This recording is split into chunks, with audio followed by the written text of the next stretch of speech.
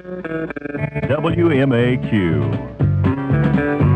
your radio station for the best in sports, brings you the Chicago White Sox warm-up show.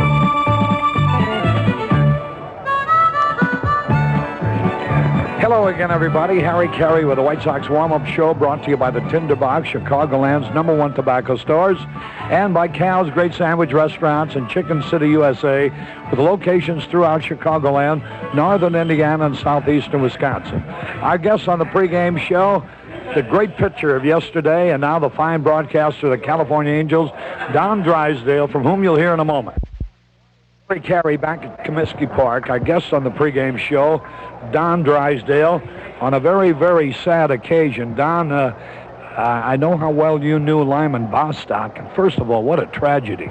Well, it was, Harry. I just couldn't believe it. I still can't believe it. As a matter of fact, it's still setting in as we sit right here, and I think that's kind of the way that it's affected the whole ball club. It's hitting them slowly but surely. You can rest assured on that. But Lyman was such a nice kid. I don't know, I don't know what else to say. It's the tragedy the way it is, and knowing the type of guy that he is, sometimes you wonder where in the world justice lies around here. You know, just to give you an idea of what you're talking about, to give the people an idea, he was one of the multimillionaires, the instant millionaires, and he had a bad month of April, and he wanted to give his salary to charity. Well, that's true. First of all, he didn't want to accept it, Harry. He wanted to give it back to Gene Autry, and Gene came out with a statement, and he said, no, he says, if I don't take yours, he says, I got to take some of the other players around here that aren't faring too well right now, but he says, we have a deal. He says, that's the way I work, and you take your money. And Lyman felt as though that he wanted to do something. He made this statement, and he was very sincere about that. And through his own way, he did. He donated part of his salary to charity. And, when you're making that kind of money, you're not talking about nickels and dimes. Don, I've had an occasion to interview Lyman a number of times, of course. Always found him such a wonderful gentleman. And I recall our last interview. This was at a time when he was playing out his option last year, and he was talking about the many friends and relatives he had in Gary, Indiana. Well, yes, in Gary, Indiana, and also back in Southern California. And like I say, I don't know what to say. I haven't heard the full reports on the entire situation. Could have been a mistaken identity or something like that. I have no idea what it was, but boy, I'll tell you, it was a tragic loss to really not only to the California Angels, but to all of baseball. You know, after that last interview, I recall him saying, he said, I love this part of the country, so why don't you say something to Bill Veeck? He says, I'd like to play here next year. And as a matter of fact, I think Bill Veeck did talk to him, but of course, you fellows have too much money over there. Well, I heard Bill this morning on his talk show on Sunday mornings, and he brought up that same point. He said he did talk to him, and he, of course, was very saddened. And I think just through the certain short time that he had talked to Lyman Bostock, he realized what a class-type person he was. Boy, what an impact this must have on his teammates. Well, Harry, it's I couldn't begin to describe what's going on down in that clubhouse. A lot of tears, but we all got to go on. Yeah, it's. We haven't even mentioned it. We just assume that everybody knows what happened. Lyman Bostock was shot to death sometime around midnight. That's exactly right, in Gary, Indiana, and they have under arrest one person, and that's all we know about it right now. That's the whole thing, Harry. And the only other thing I heard on the air today was that they have the man who did the shooting. He fired one shot, and they believe it was a case of mistaken identity. Well, that's what I believe. That's what we've heard, and so there's so many reports that have come out right now that the one thing that seems to magnify a little bit is that one thing, that it could have very well been a mistaken identity, and they had neurosurgeons. They flew somebody in right away, and but evidently, there was just no hope. Maybe at the time, I don't really know. When did you first hear about it, Don? Well, I was in bed about I guess maybe 20 minutes to 12 or something like that.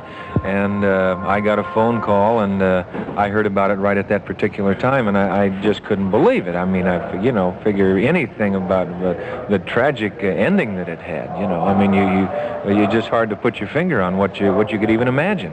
And then right after that, I had talked to Jimmy Fregosi and getting him some telephone numbers to call on the coast and things like that, and he said that he had died. Well, I wish it was a happier occasion that we'd be chatting with you. We'd have a chance to talk some baseball, but as the broadcaster of the Angels, I know that you knew the gentleman very, very well, and we join you and well, just the anguish of the moment. Thank you so much, Don. Thank you, Harry, very much. Don Drysdale, former great pitcher, now the broadcaster of the Angels, has been our guest. We'll be back in a moment. Harry Caray back at Comiskey Park. Today's White Sox warm-up show is brought to you by Cal's Great Sandwich Restaurants and Chicken City, USA, with locations throughout Chicagoland, northern Indiana, and southeastern Wisconsin, and by Tinderbox, Chicagoland's #1 tobacco stores in 11 convenient shopping locations. Lorn Brown is all set now with the starting lineups and other attendant matters to the start of the game. Harry Caray down on the field, inviting you to stay with us for exciting Chicago White Sox baseball. WMAQ, your radio station, brings you Chicago White Sox baseball.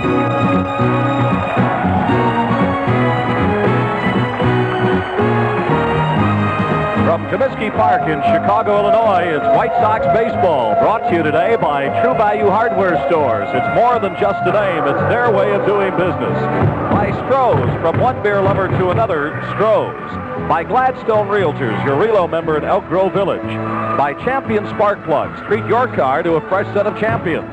By Household Finance Corporation, where people use their money to get the most out of life. By Zenith, building quality home entertainment products for 60 years. By Clark Lift of Chicago, with 5 locations in the greater Chicago area, and by the Association of Chicagoland McDonald's Restaurants. McDonald's salutes the families of America.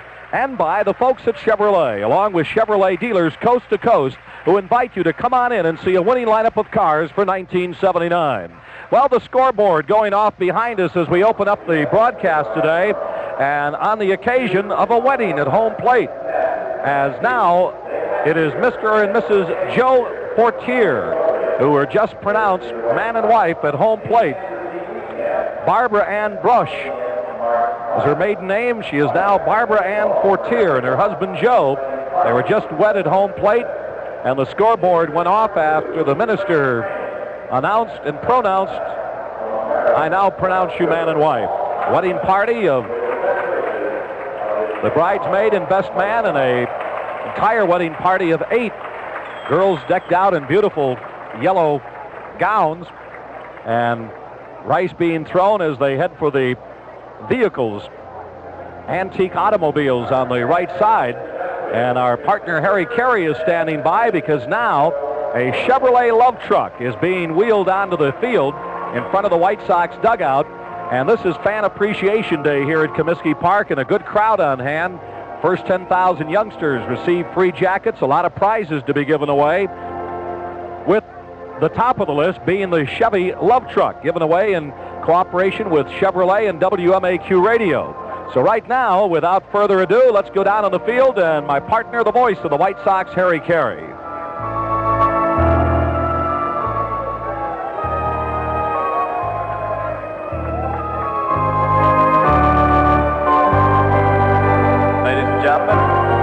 Wishing the 48s well as they leave, with a nice round of applause from everyone.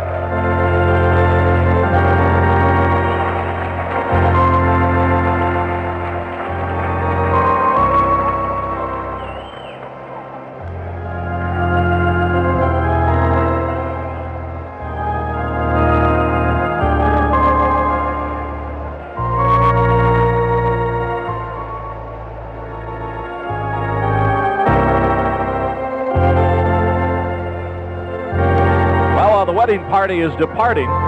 Harry Caray is standing behind home plate and will be ready to go down to Harry in a moment. Our pitchers today, by the way, pair of hard-throwing right-handers, Francisco Barrios for the White Sox and Nolan Ryan for the California Angels. Now, ladies and gentlemen, Finnegan. as we continue with the fun of Fan Appreciation Day, to show you what we think of the great folks who come to Comiskey Park, how wonderful we think they are. It's a pleasure to introduce a fellow at the home plate microphone who needs no introduction, the voice of the White Sox. Here's Harry Caray. Thank you. Thank you. You know, that was a beautiful ceremony, and all I could think of while it was going on was all the alimony I'm paying. On Fan Appreciation Day, it's very appropriate to reiterate that WMAQ Radio and its sponsors love White Sox fans.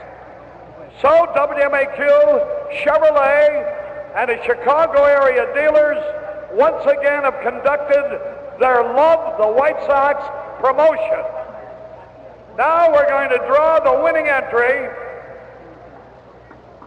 from our WMAQ is going to make me rich grab bag and see who wins this marvelous Chevy Love utility pickup truck.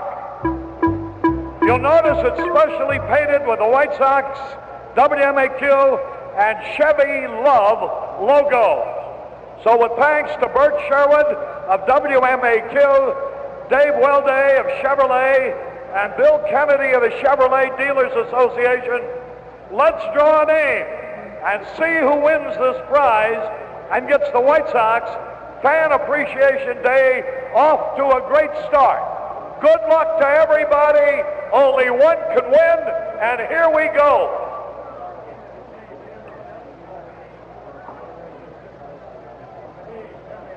It's addressed Love the White Sox.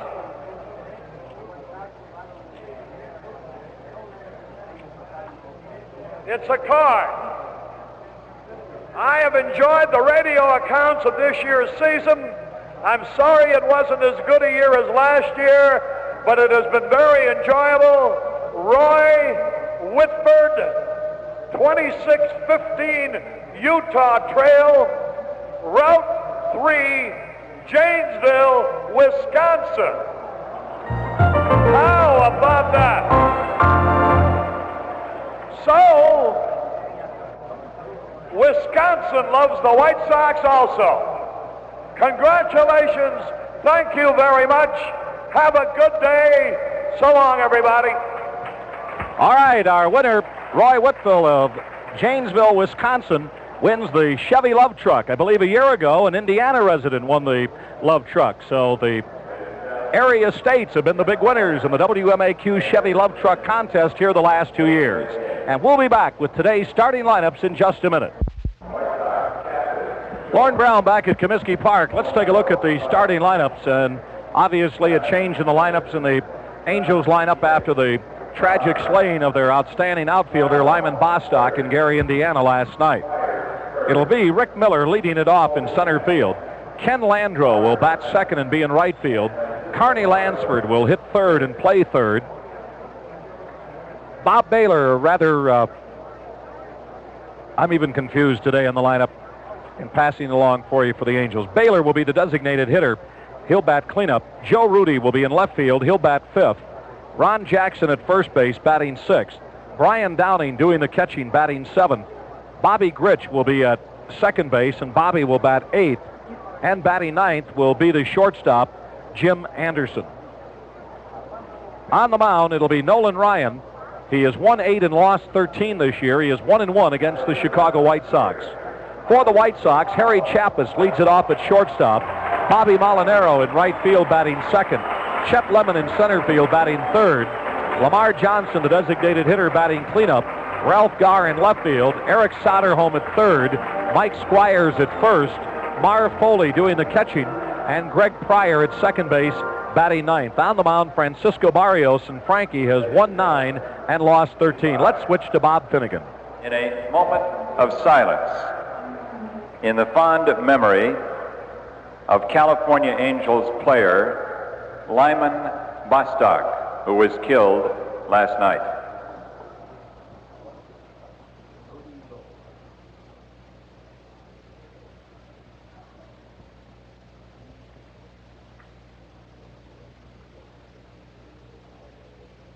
Thank you. Now, Mr. Rudy Lobo of Topeka Transfer will lead us in our national anthem. Oh, say, can you see by the dawn's early light what so proudly we hailed at the twilight's last gleaming, whose broad stripes and bright stars through the perilous fight o'er the ramparts we watched were so gallantly streaming, and the rocket's red glare, the bombs bursting in air, gave proof through the night that our flag was still there.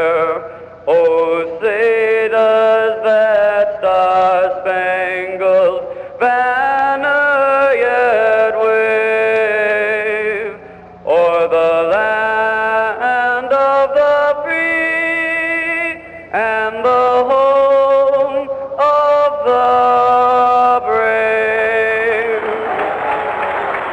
Rudy Lobo and the singing of our national anthem after a moment of silence for the passing of California Angel outfielder Lyman Bostock, who was slain in Gary last night.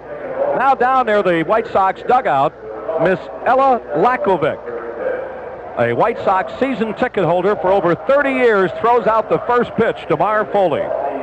Bill Gleason did a nice column on Ella earlier this year. Was recommended to throw out the first ball by Charles Slamar. So Miss Ella Lakovic, a great White Sox fan, is throwing out the first pitch here on Fan Appreciation Day, on this, the final Sunday at home of the 1978 season. Only 2 more games to go after today against Oakland tomorrow night and on Tuesday night. It's a beautiful afternoon for baseball. Max Patkin, the clown prince of baseball, is here. We had a wedding at home plate. The Chevy love truck given away. More prizes will be given away to the fans assembled. We've got a nice crowd on hand. So if you're in the area, come on by. A lot of people with portables around the Lakeshore Drive who are watching the runners in the Mayor Daily Marathon today. Well, when that's over, come on over. In fact, it should be over about right now. Other baseball activity, the big race in the Eastern Division continues. New York is at Cleveland. There's no score at the end of 2 innings of play. And Boston is at Toronto. And the Toronto Blue Jays lead the Red Sox 3-0 at the end of 2. The Red Sox trailing by 1 game in the Eastern Division race. The California Angels lost here yesterday, and last night Kansas City won, defeating the Minnesota Twins by a score of 3-1. So the magic number for Kansas City is now down to 2. The magic number for the Yankees remains at 7 for the Yankees over the Red Sox. So a lot of time to go in that, with only 1 game separating those two. The Angels 6 games behind Kansas City, and it's practically a locked situation that Kansas City will again win the West. Rick Miller will lead it off here against Francisco Barrios. Frankie coming into today's game having won 9 and lost 13 for the year. Barrios has hurled 4 complete games in his last 6 starts. His last start was at Seattle 8 days ago, and he tossed a 1-hitter, defeating the Mariners by a score of 9-1. Here's the first pitch, a swing and a fly ball, left center field. Lemon going back. He can't get it off his glove. He had it and then dropped it. Here goes Miller, headed for third. Garr picks it up and throws it in, and he goes back to second. Lemon had him played perfectly in left center field. But all of a sudden, the ball took off on him. Chet went back, had it in his mitt, and then dropped it. But it goes as a double. And the Angels have their leadoff man on with nobody out, and the batter is Ken Landreau in right field. in place of the departed Lyman Bostock. Landreau hitting .222, 3 homers and 21 RBIs. Bostock had a slow start, but he wound up with the year at .296, 5 homers and 71 RBIs. He was finishing strong and would have finished with a very good season. Now you wonder if something like that happens, and then here we have a wedding at home plate, a new beginning for 2 people and an ending for another, all in space of 12 hours. It's just, like Don Drysdale said, I guess life goes on. And these 2 clubs out here today as Landreau takes the first pitch for a ball. Right-hander delivers. Here's the pitch, swinging a grounder to second. Pryor has it, throws on to first. He gets Landreau on the play. Miller goes to third. So there's 1 out, a runner at third, and the batter is the rookie third baseman, Carney Lansford, hitting .283, 6 homers, 43 RBIs. Barrios has faced California twice this year. He blanked the Angels in the first 2 innings that he pitched, then was knocked out with a 6-run third inning and tagged with a 9-5 loss. Then he appeared against them in relief later. Was not involved in the decision. And the first pitch to Lansford is a strike, and he argues with Vic Voltaggio about it.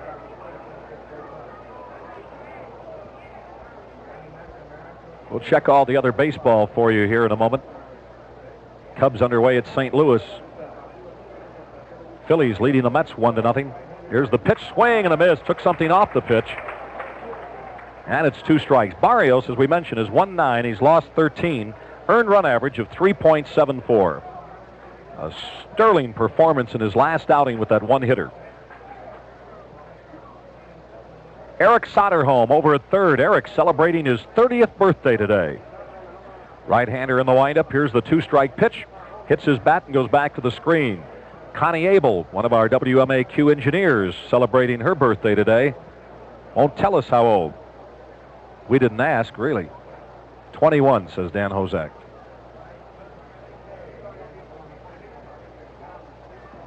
So we wish Eric and Connie happy birthdays. 2 strikes on the batter. Runner at third. 1 out. We're in the first. Outfield playing Lansford to go the other way. Now Molinaro moves further over towards the line and right. Barrios in the full windup. The 2-strike pitch. Swinging a drive down the left side. Curving. It is a home run into the seats. Just got inside the foul pole, and it is a 2-0 ball game. Second day in a row that the Angels have jumped out in front 2-0 in the first inning. White Sox jumped out in front in the first inning 2-0 on Friday night, but lost the ball game. Yesterday, the Angels jumped out in front 2-0 in the first inning, but lost the ball game. And here today, the Angels jump out 2-0 in the first inning. That's Lansford's 7th home run, his 44th and 45th RBIs of the year. So Barrios has given up twice as many hits to 3 hitters here than he did in the entire 9 innings pitched in his last game, as Don Baylor takes the ball. Baylor, the designated hitter, hitting .258, 32 homers and 91 RBIs. Barrios delivers the 1-0 pitch, swinging a fly ball to left. Gar drifting back on the warning track. Now he comes in a couple of steps and he has it. And there's 2 out. So there's 2 down, and Joe Rudy, the batter, hitting .253, 17 homers and 75 RBIs. Harold Pica from Peru, Illinois, out here today, a season ticket holder with a group, including Katie Zanarini, Mary Turner, Fuzz Turner, and Nellie Katani.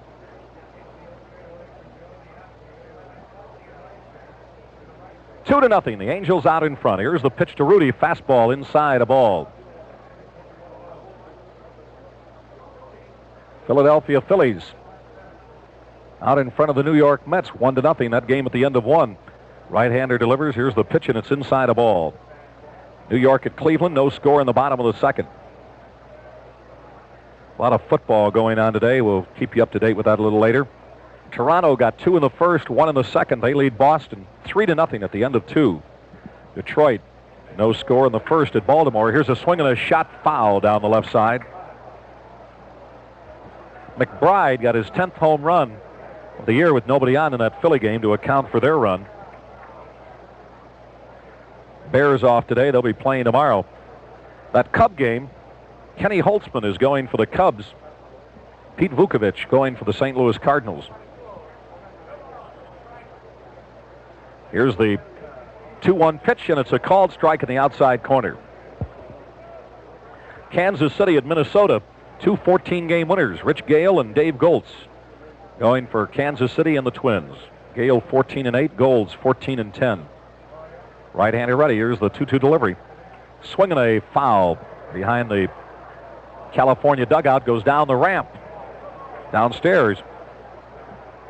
Count remains the same. Vukovich 12-12, Holtzman 1-3.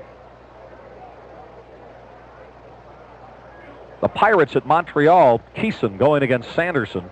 Pirates lost a game and a half to the Phillies yesterday. Right-hander delivers. Here's the pitch, and it just missed in the outside corner. Barrios ready to walk into the dugout. Thought he had him struck out. So the Phillies over in the National League East out in front by 3 games now. In their game at New York, it's Carlton going against Espinoza.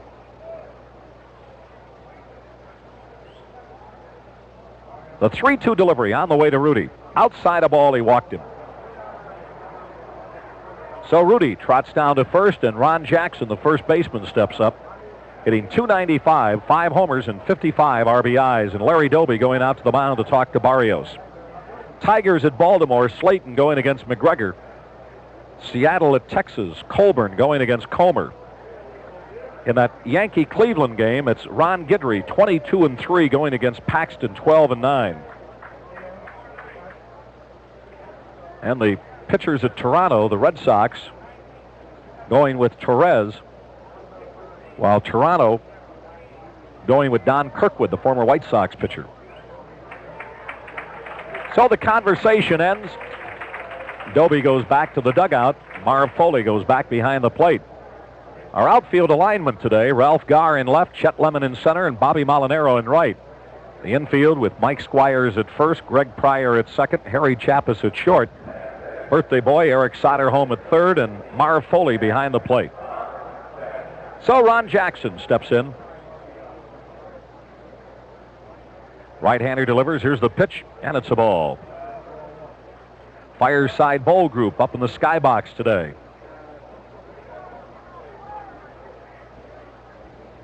The Chicago Osteopathic Hospital group out in bullpen number 2. Right-hander ready. Here's the pitch. A swing and a pop-up on the infield. Soderholm coming down the line. Now he moves in fair territory, and he takes it, and that retires the side. But in the inning, the Angels come up with 2 runs on 2 hits. The big blow, Carney Lansford's 7th home run of the year that just cleared the foul pole down the left field line, and 1 man left on. So we're at the end of a half inning of play. California 2, the White Sox coming to bat. Down. Under your hood, if it's running good, there's a motor in the place where the motor goes. And in the motor there's 4, 6, or 8 little holes where something that's called a spark plug goes. And that's what makes the motor run good under the hood. If the plugs you use are champions. 'Cause champions do what you want them to do. When you turn on the key, they're waiting on you. So if you've got 4, 6, or 8 little holes where the spark plug goes, can't buy a better plug than Champions. We got a plug for any kind of car. You can't buy a better plug no matter where you are. So if you got 4, 6, or 8 little holes where the spark plug goes, you can't buy a better plug than Champions. Now. 'Cause Champions do what you want them to do. Give you better mileage and performance too. So if you've got 4, 6, or 8 little holes where the spark plug goes, you can't buy a better plug than Champions. You can't buy a better plug than Champions. Now.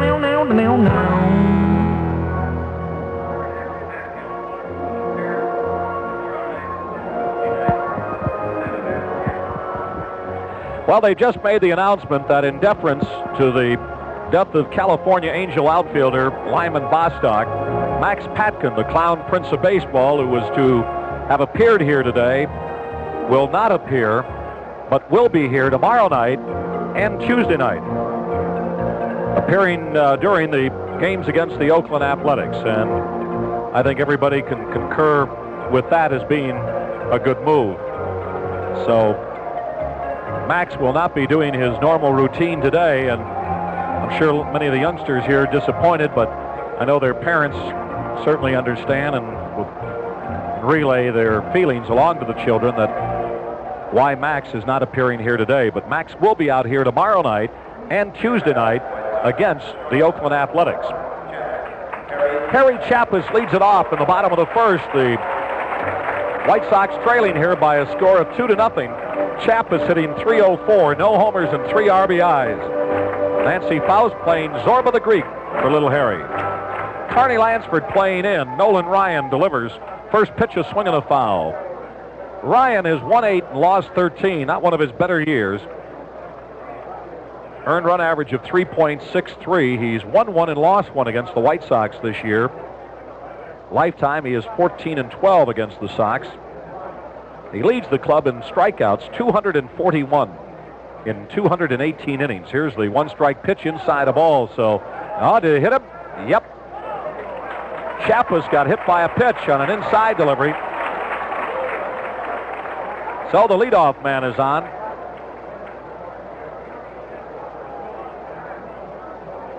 Ryan has struck out 241. That's only the second man he has hit all year. 241 strikeouts in 218 innings, which is sensational. Anytime you can average a strikeout per inning, you're doing a job. That means he's averaged over 9 strikeouts a game this year. He's walked 137, given up 11 homers. He has 3 shutouts to his credit, completed 13 of his previous 28 starts. Bobby Molinaro, the batter, right fielder, hitting .265 with 6 homers and 25 RBIs. A little confused as to what the White Sox want to do, so he calls time and goes down to talk to third base coach Bobby Knopp. In the meantime, Tony La Russa over at first talking to Harry Chappas. 2-0, Angels leading. Carney Lansford with a 2-run homer in the top half of the inning. Outfield playing Molinaro to go the other way. You got Joe Rudy in left, Rick Miller in center, and Ken Landreau in right. Ryan out of the stretch. Here's the pitch, and it's high a ball. Molinaro shortened up as if to bunt. Infield the same as yesterday. Ron Jackson at first, Bobby Grich at second, Jim Anderson at short. Dave Chalk out of the lineup. Touch of the flu. Carney Lansford at third, and former White Sox backstop Brian Downing doing the catching. Here's the pitch, a bunt right back to the mound. Nolan Ryan has it, throws to second. He got him. That bunt was right back to the mound. Not a good bunt at all, and Ryan threw to second and just did get Harry Chappas sliding in. So the sacrificed attempt is foiled. Chappas thrown out from 1-6. Molinaro on a fielder's choice. And the batter, Chet Lemon. Chet Lemon hitting .295, 12 homers and 49 RBIs. Chester drove in the 2 White Sox runs on Friday night when they got beat 3-2. And he drove in 2 of the White Sox 5 runs yesterday. So he's driven in 4 runs in the series against the Angel pitching. Right-hander out of the stretch. Here's the pitch, and it's up high a ball.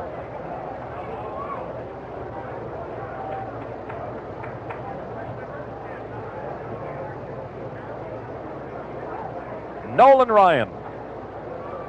We mentioned this has been one of his off years, though he still has struck out. There goes the runner. Here's the pitch. Low a ball. The throw to second. He is safe. Molinaro steals second. And for Molly, that is his 22nd stolen base of the year. High on the ball club, obviously. So a runner in scoring position. Base hit here. Cut this lead in half. Mount Greenwood Children's Group out here today. Good crowd on hand on Fan Appreciation Day. Hub's out at the ballpark again, watching a contest in the upper deck. Here's the pitch. Here's a swing and a foul out of play over the roof and out on Shields Ave. I'll make it 35th Street near O'Brien's Tavern. Nolan Ryan from Alvin, Texas.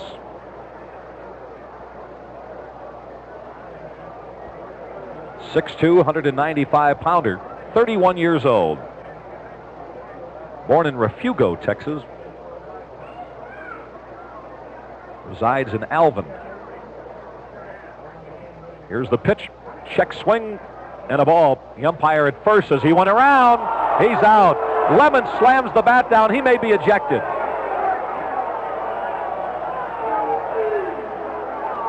Brian Downing put the tag on him. The umpire behind the plate did not see it. But Lou DeMuro down at first said he went around. So Lemon is called out on strikes. He's lucky he was not ejected as he slammed the bat into the dirt. So there's 2 out. And the batter is Lamar Johnson, designated hitter, hitting .271, 8 homers and 67 RBIs. Here's the pitch. This year may be the first year since 1970, when Ryan was with the Mets, that he has not won 10 or more ball games in a year. He won 10 in 71, then he won 19, 21, 22, 14, 17. Last year he won 19. Molinaro takes a big break off a second. Nolan Ryan took his foot off the rubber, and Molly went back to second. 2-0. Angels leading. We're in the first. White Sox trying to take over 4th place. They're now in 5th by themselves. Here's the pitch. Inside a ball. White Sox 1 game in front of Oakland as the A's are now in 6th. They're up at Milwaukee today. They'll be in here tomorrow and Tuesday night. The White Sox now only a game and a half behind the Minnesota Twins, only 1 game behind the Twins on the loss side. Here's the 2-0 pitch, swinging a foul back to the screen, 2-1. So the White Sox still with an opportunity to wind up in 4th place for the year. Many people picked the Sox 4th behind the 3 clubs loaded with the free agents, 2 of them, California and Texas, and the defending champion Kansas City Royals. Here's the 2-1 pitch, outside a ball. 3 balls and a strike. Boston has tied up Toronto with 3 runs. Red Sox scoring 3 in the 3rd. Toronto came up with a 0 in the bottom of the 3rd, so that game now is in the 4th. 3-3, Boston, Toronto. Right-hander ready. The 3-1 pitch. Swinging a pop-up on the infield. Lamar Johnson looking for, or rather Downing looking for it, and Brian Downing catches it. But I'll tell you what, had he dropped it, Lamar would have been thrown out. He never ran. He never left the plate. It didn't make any difference whether Downing caught that ball or not, because Lamar was going to be out. Because even if he dropped it, he would have been able to pick it up and throw because Lamar was standing at the plate. In the inning, no runs, no hits, 1 man left on. We're at the end of 1 inning of play.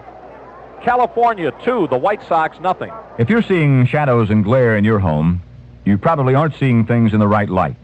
True Value Hardware stores suggest you replace ordinary light bulbs with General Electric soft white bulbs. Hi, Pat Summerall to tell you GE soft whites have a milky coating inside that softens the light and reduces glare and shadows. So they put everything in a better light. And because there are fewer shadows and less glare, General Electric soft white bulbs are easier on your eyes. True Value Hardware stores offer GE soft white bulbs in 60, 75, and 100-watt sizes to suit any room's lighting requirements. So soften room lighting and reduce annoying glare and shadows with General Electric soft white bulbs from participating True Value Hardware stores. True Value Hardware is more than just a name. It's a way of doing business that means True Value.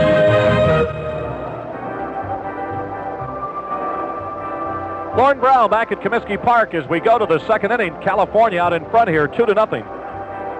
It'll be the bottom 3rd of the order. Brian Downing, Bobby Grich, and Jim Anderson. Murphy has come on to pitch for Toronto as Kirkwood was knocked out. Game now in the 4th, 3-3. Boston and Toronto tied up. Cleveland batting in the bottom of the 3rd. No score, the Yankees in Cleveland. Phillies leading the Mets 1-0 at the end of 2. Those are the big games in Major League Baseball today as far as the first place is concerned. Right-hander ready. Here's the first pitch to Downing, and it's high a ball. Bryan hitting .262, 7 homers, 43 RBIs, having his best year in the major leagues. Holds the bat way high. Here's the pitch to him. A swing and a foul coming back, and it'll wind up on the roof above us. Pirates did not score in the first at Montreal. This game important for the White Sox in their quest of fourth. California still fighting now to hang on to second place. Well, we heard about those bees at Wrigley Field. They've just invaded the WMAQ booth. Minnie Minoso, what kind of perfume you wearing? Boy, a bee just came in. Here's the 2-1 delivery to Bryan. Swinging a pop-up to the right side. Pryor going out. Molinaro coming in, and Molinaro, the right fielder, calls him off and takes it.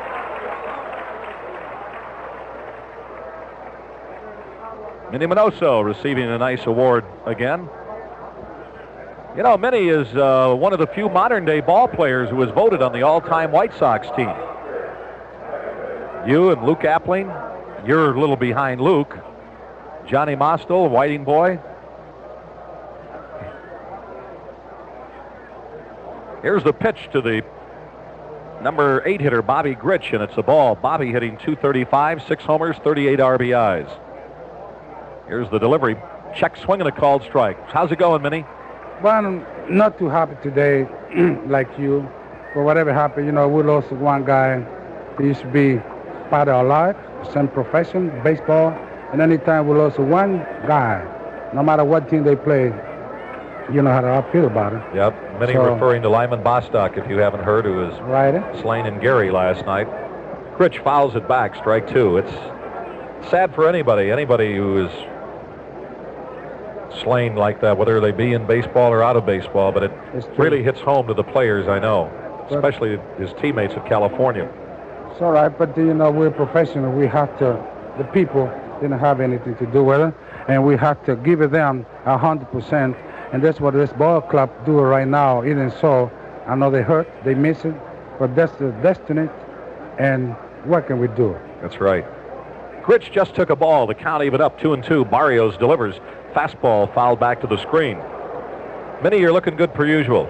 Well, I just try to be clean because now I have more chances to meet a lot of people. Before I was in the field, I don't have a chance, and now I have to face it, talk to them, and agree with them. Which you love. I love it. Good to see you again, Minnie.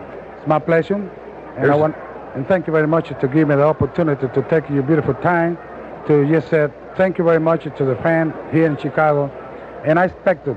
And I know that they're going to be with us next year because we're going to have a great ball club, and I'm going to be in Sarasota in the next couple of weeks to work with us Johnston because we need to bring to them what they deserve, the best baseball in the whole history. We're going to do it. Thank you very much. Thank you, Minnie. 3-2 pitch hit the bat of Grich and hit the umpire. So the count remains 3-2. Washington leading the Jets in football 13-3 at the end of 2 quarters.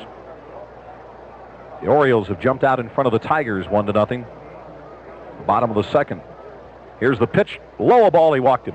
Second walk given up by Francisco. Jim Anderson, the shortstop, steps up, hitting .208 with 7 RBIs. In for Dave Chalk, who is still out battling the flu.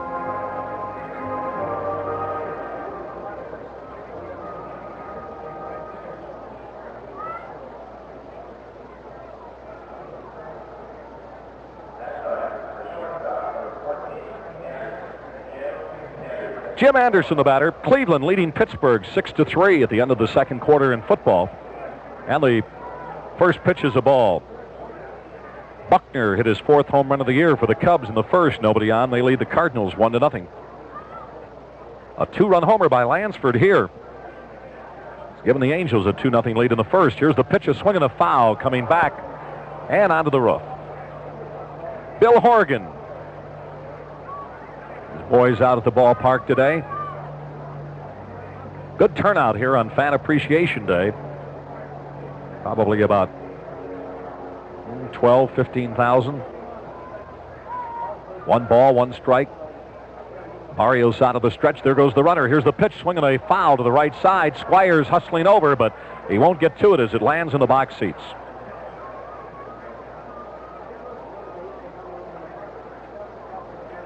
One ball and 2 strikes. Minnesota got a run in the first. They lead Kansas City 1-0 at the end of 1. Boston did not score in the 4th. Toronto at bat in the bottom of the 4th, tied up 3-3. And Cleveland did not score in the 3rd. They're tied up with the Yankees. They're scoreless at the end of 3. Baltimore now leading the Tigers 2-0 at the end of 2. Milwaukee and Baltimore and Detroit battling for 3rd, 4th, and 5th in that Eastern Division. Here's the pitch, ball 2. Montreal just got 3 runs in the first inning, and they lead the Pirates 3-0.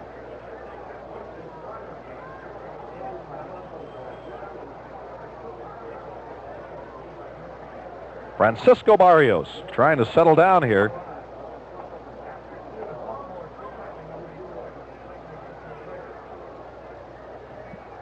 Right-hander delivers. Here's the pitch inside a ball. Almost hit him. So the count goes full, 3-2. He's at a full count now on the last 2 hitters. Rick Miller in the on-deck circle.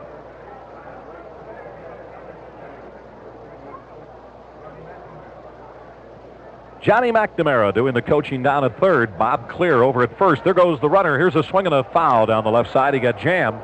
Goes on into the upper deck. So the runner off with 1 out on a 3-2 delivery. Has to go back to 1st. White Sox have played .500 ball against the Angels this year. The 2 clubs splitting 10 games. White Sox have won 5 out of 7 in this park and are 0-3 at Anaheim, where they'll end the season next weekend. Here's the 3-2 delivery. Runner not going this time. Bouncer to Chappis. Goes to 2nd for 1. That's all they'll get. Slow bounder to Harry Chappis at short. He threw on to Greg Pryor to get Bobby Grich at 2nd for the 2nd out. That goes 6-4. Anderson taking 1st on the fielder's choice. So there's 2 out, and Rick Miller, the batter. Miller got on in what was given a double when he hit the ball right at Chet Lemon. Lemon dropped it. And then Lansford cracked a 2-run homer. That's the difference in the ball game right now. We're in the 2nd. Right-hander ready. Here's the pitch, a fastball hit right into left center where Lemon is again. This time he catches it, and that retires the side. No runs, no hits, no errors. 1 man left on. We go to the bottom of the 2nd. California 2, the White Sox nothing. 6 seconds showing on the clock. Here's the snap. Kowalski fades, throws, touchdown! Hi, this is Kurt Gowdy for your Clark Lift Truck dealer. In the early days of football, it wasn't uncommon to see as many as 20, even 25 players on a side. Finally, in 1880, the great Walter Camp changed the rules of football and set a new standard with the 11-man team. Today, Clark has doubled its warranty protection and set a new standard for customer protection. Now all new Clark models are completely covered for 6 months or 1,000 hours of operation with several components guaranteed for a full year. Talk about the new double warranty protection with your Clark dealer. And tell him Gowdy sent you. Talk to your Clark Lift of Chicago dealer in Hammond, where lift truck service is the name of the game. That's Clark Lift of Chicago, the lift truck people. The time is right. That feeling's coming through. Real beer lovers know only one beer will do. Stroh's for the real beer lovers. Stroh's tastes like no other. Stroh's for the real beer lover. From one beer lover to another. Stroh's. The Stroh Brewery Company, Detroit, Michigan. This program is authorized under broadcasting rights granted by the Chicago White Sox solely for the entertainment of our audience. Any rebroadcast or other use of this play-by-play description and the account of this game without the express written consent of the Chicago White Sox is prohibited. Harry Caray, Jimmy Piersall, and myself, Lorn Brown, are employees of and are paid by WMAQ Radio for our play-by-play descriptions and accounts of these games. WMAQ and the Chicago White Sox share mutual rights of announcer approval. Ralph Garr leads it off here in the 2nd. Angels leading 2-0, and a swing and a miss on the first offering by Nolan Ryan. Ralph hitting .275, 3 homers and 29 RBIs, and this will go down as one of the few years in Ralph's career that he has not wound up the year hitting .300. Right-hander ready. Here's the one-strike pitch, swing and a foul. One of the reasons he hasn't played a lot lately, so the opportunity has not been there. He hit in his first full season in the majors, .343 at Atlanta in '71. Here's a swing and a grounder to Anderson at short. He's got it. Throws in time, 1 out. Then Gar hit .325. In '72, he hit .299. Led the National League in hitting in '74 in the .353. Then he dropped to .273 in '75. Then with the White Sox, the last 2 years, he's hit an even .300.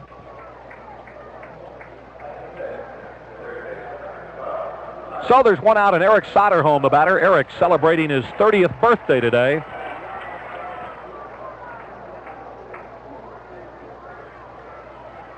Here's the pitch, and it's up high a ball. Eric hitting .254, 18 homers, and 60 RBIs. Well, he's got a special birthday show planned for today, right, Danny, on the Hot Corner Show? Here's the pitch, swing and a grounder. The Anderson at short. He's got it. Throws off the bag, but the first baseman has it and tags Soderholm out. 2 up and 2 down. Mike Squires, the batter. First baseman hitting .285, no homers and 16 RBIs. The White Sox will be sending a lot of their players to the Instructional League this year. A couple of the fellas are down there now. Some of the players on the White Sox club right now who are going down are Marv Foley, Kevin Bell, Harry Chappis. Here's the pitch to Squires, outside a ball. Dave White, who is with the club for a little bit, he's already down there. Thad Bosley is going. Joe Gates is going. Ross Baumgarten is going. Britt Burns, who had been with the club, is going. Here's a swing and a foul out of play. Steve Trout and Rich Wortham, who are with the club, are also going down there. Some of the other players in the organization that will be down there are John Foley and Jeff Vuxan, a catcher, both of them catchers. Here's the pitch outside a ball. Some of the other pitchers are Rich Barnes, Richard Dotson, Mark Esser, Fred Howard, Dewey Hoyt, Mitch Lukovics, Ray Murillo, Mike Pazik. Here's the pitch, low ball, Dewey Robinson, Mike Civic. Also some outfielders, Rusty Kuntz, Dennis Keating. Harold Baines was the #1 draft choice a couple of years ago, Gerald Attardi. And some infielders, Chris Nyman. Remember Niles Nyman? Well, that's his brother. Here's a swing and a fly ball, deep left center field. Rudy going way back. Can't get it. All the way to the wall. Here goes Squires around second. The throw comes in quickly, and he has to hold up with a double. That ball caromed off the wall out there in left center. But Rudy, great reactions, got to it quickly and threw in to hold Squires to a 2-base hit. So a runner at second with 2 down, and Marv Foley, the batter. He'll be going down to the Instructional League. Marv doing a good job at the plate and behind the plate, hitting .364 with 4 RBIs. And you're in tune with WMAQ Radio, Chicago, Illinois. Well, Chris Nyman, Niles brothers, a first baseman. He'll be at the Instructional League. Here's the pitch up high a ball. Ivan Mesa, a shortstop. A.J. Hill and John Flannery, second baseman, shortstop. And Ed Bands, a first baseman, will all be down there. So quite a contingent down in Florida. Here's the 1-0 pitch. Here's a swing and a base hit. Here comes Squires around third. Here comes the throw to the plate. And he scores. It's a 2-1 ball game. Marv Foley with another hit, this time between the first and second baseman. And the White Sox on the board. And it's a 2-1 ball game now.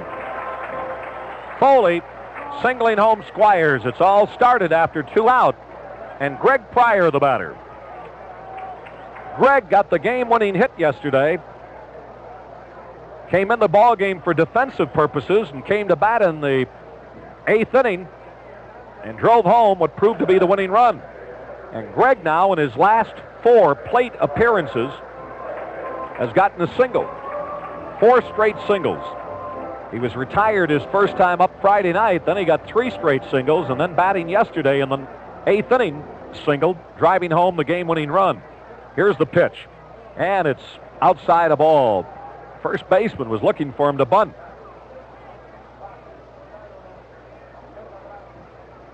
Two to one. Angels out in front as Foley just drove in his 5th run. Here's a off-speed pitch that Greg takes for a ball, or rather a strike, even it up 1-1. Texas leading Seattle 3-0. That game at the end of 3. Here's the pitch. Here's a swing and a shot. Oh, a great stab by Jackson, the first baseman. He came within an eyelash of getting his 5th straight single. He went the other way, and Jackson dove to his right and got it to retire the side as Pryor lines out.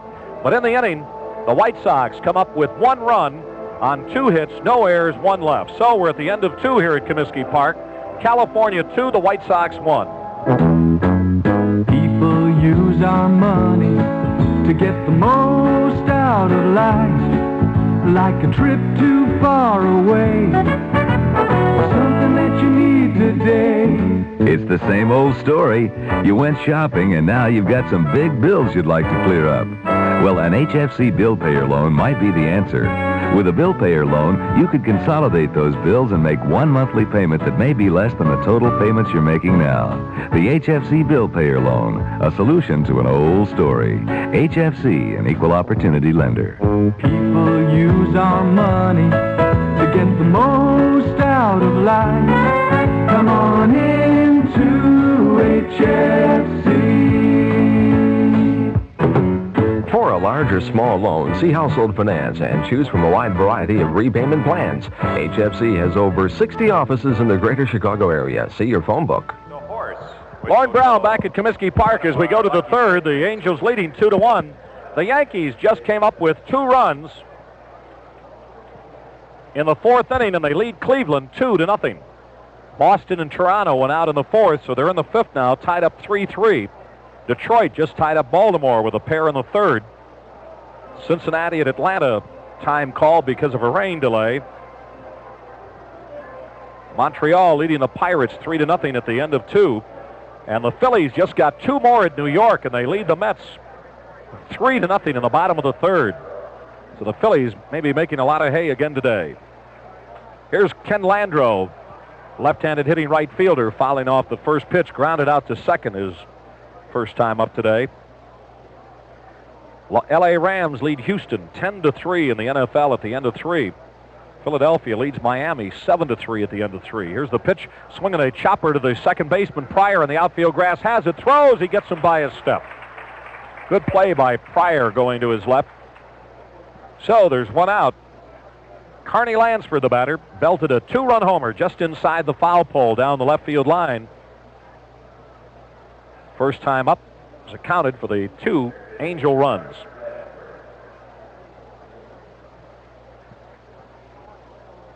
Barrios delivers, swing and a miss on a fastball. White Sox hoping to reach the 1,500,000 mark before it's all over Tuesday night. They have 1,462,000 coming into today's game. Here's a swing and a foul down the left side, so they are 38,000 away from that mark. So they'd have to average over 11,000 per game the next 3 days, including today. In the vicinity of around 15,000 today. Here's the pitch, swinging a shot, a base hit into left center field. Here goes the runner headed for second. Lemon gets it, throws it back in, and Lansford holds up with a single.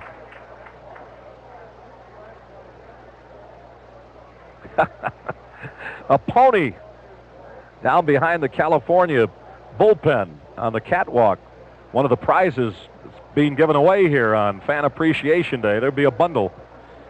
Stereos and automobile has already been given away. The Chevy Love truck, I think it was Roy Woodburn. We're still trying to find out who the winner was. Lawton Wilkerson and his partner. Here goes the runner. Here's the throw to second. He is out. Oh, no. Now he's out. He overslid the bag. Apparently Pryor had missed the tag on him. He looked like he was out. The umpire called him safe, but he overslid the bag, and Greg put the tag on him again, or probably for the first time, and he got him. Jim Fregosi arguing along with Bobby Gritch and Johnny McNamara, the third base coach. So Lansford is out. That goes 2-4. Fregosi really upset. McNamara trying to keep him away from Larry Barnett, the second base umpire. Now the umpire is trying to get McNamara away. Now Fregosi is thrown out, and he kicks dirt at Barnett. Fregosi still going at it. Well, no doubt about it. A lot of frustration on the part of Jim Fregosi this week in that the pennant got away from them, and then the tragic loss of his outstanding right fielder. Now Fregosi throws out the umpire. He gives the signal that he's out. So Lansford is out, 2-4 rather. Looked like Pryor had him all the way, and the umpire called him safe. So apparently Greg had missed the tag. And then Lansford overslid second, and Pryor put the tag on him, and he was called out. So it goes as a caught stealing, 2-4. And Fregosi has been ejected.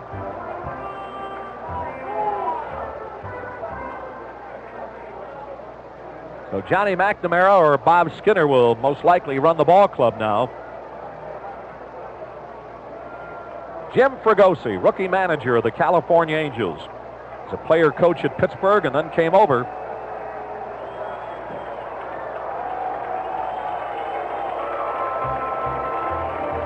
to take over for Dave Garcia when he was let go. All right, here's the one-strike pitch to Baylor, and it's outside a ball. Baylor took that last pitch, which was a strike, and then Foley threw down to get the runner. Baylor flied out to left his first time up. Nobody on, 2 out here now in the third. Right-hander delivers the 1-1 pitch, swinging a foul back to the screen. Beautiful day for baseball. Temperatures in the 70s. The breeze coming out of the west today, going from the left field foul line out to right field.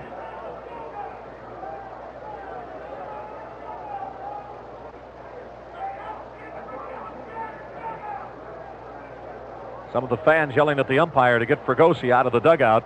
Some of the players standing down on the right side protecting him over there because he's down that ramp. Right-hander ready. Here's the 1-2 pitch. Swing and a miss. Struck him out. First strikeout for Barrios. No runs, 1 hit, nobody left on. We go to the bottom of the third here at Comiskey Park. California 2, the White Sox 1. From the wheat fields out in Kansas to the city by the bay, along the Mississippi, all across the USA. Across the land there's one car more people buy today. This is it, America, the new Chevrolet. The new Chevrolet, the new generation car bought and embraced by more than 1 million people in its first 2 years. This year, drive the car America has driven to the top. The new Chevrolet Caprice and Impala for 1979. From the desert north of Phoenix to the freeways of L.A., from the seaports of New England up and down the USA. Coast to coast, there's one car more people buy today. Talking about a winner called a new Chevrolet. See and drive the one car more people buy today. This is it, America, the new Chevrolet. This is it, America. Lorn Brown back at Comiskey Park as we go to the bottom of the third. California out in front here by a score of 2-1. Putnam has just hit a home run for Texas. They lead Seattle 4-0 at the end of 4. Cardinals have tied up the Cubs 1-1. That game at the end of 2. Cleveland did not score in the 4th. They're in the 5th now. The Yankees 2 and the Indians nothing. The Red Sox did not score in the 5th. Toronto batting in the bottom of the 5th. They're deadlocked 3-3. Harry Chappas leads it off for the White Sox. Got hit by a pitch his first time up, and the first pitch is a fastball outside, ball 1. Nolan Ryan on the mound. On Ryan Express.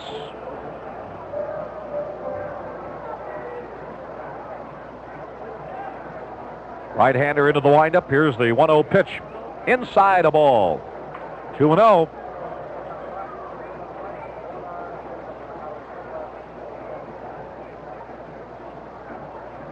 Right-hander ready, the 2-0 pitch. And it's ball 3.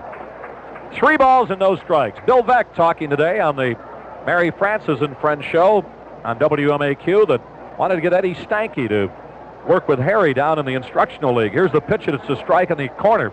Get him to walk a little bit more and how to use his body and his movements to entice walks from pitchers. Here's the 3-1 delivery. Low and inside a ball. He walked him. So Harry's been on twice today. Harry, coming into today's game, has gotten a hit in 11 of his last 12 games. But Stanky, you know, walked quite a bit during his career, and Bill Veeck thinking that the brat can help Chappis. Bobby Molinaro, the batter, tried to bunt Chappis over to second back in the first inning and bunted right back to the mound.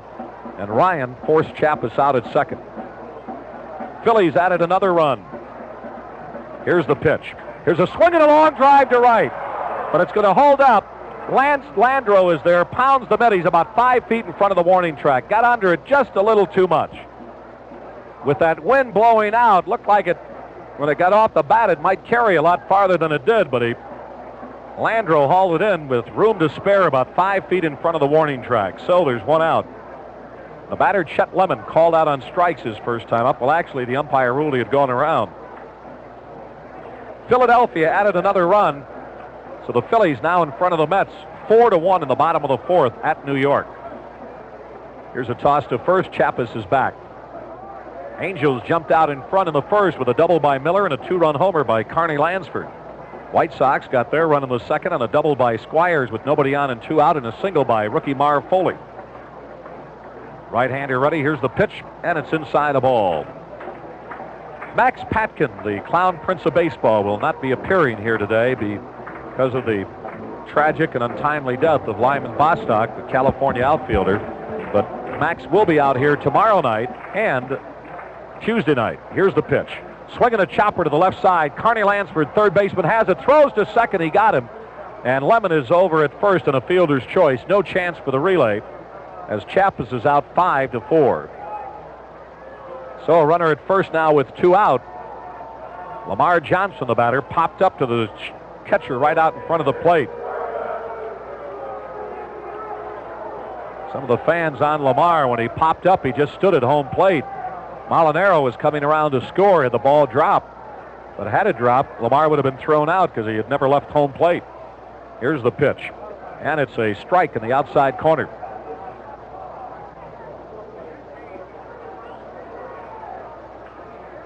Two to 1, California out in front.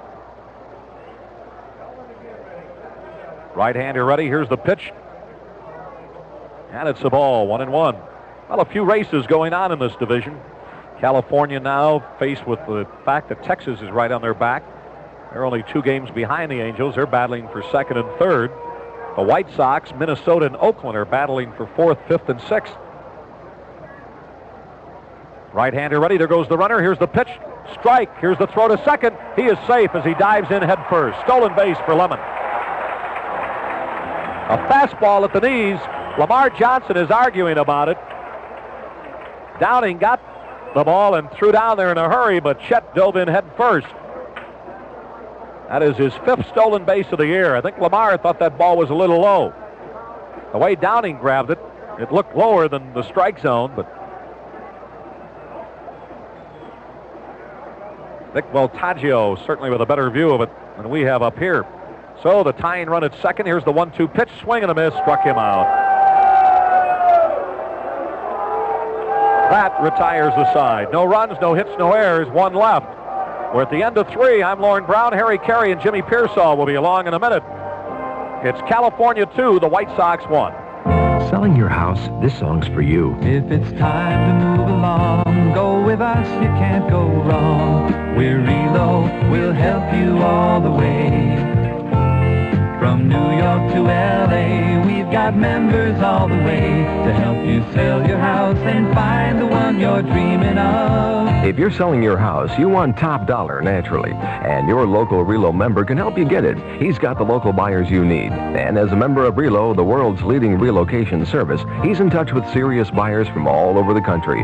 There are over 135 Relo offices in Chicagoland. In the western and northwestern suburbs, it's Gladstone Realtors. Call their offices in Schaumburg at 894-2900 or in Villa Park at 832-5000 for a free booklet on their guarantee program. Some folks will help you here, some folks will help you there, but at Relo, we'll help you all the way. Your Relo members will help you all the way.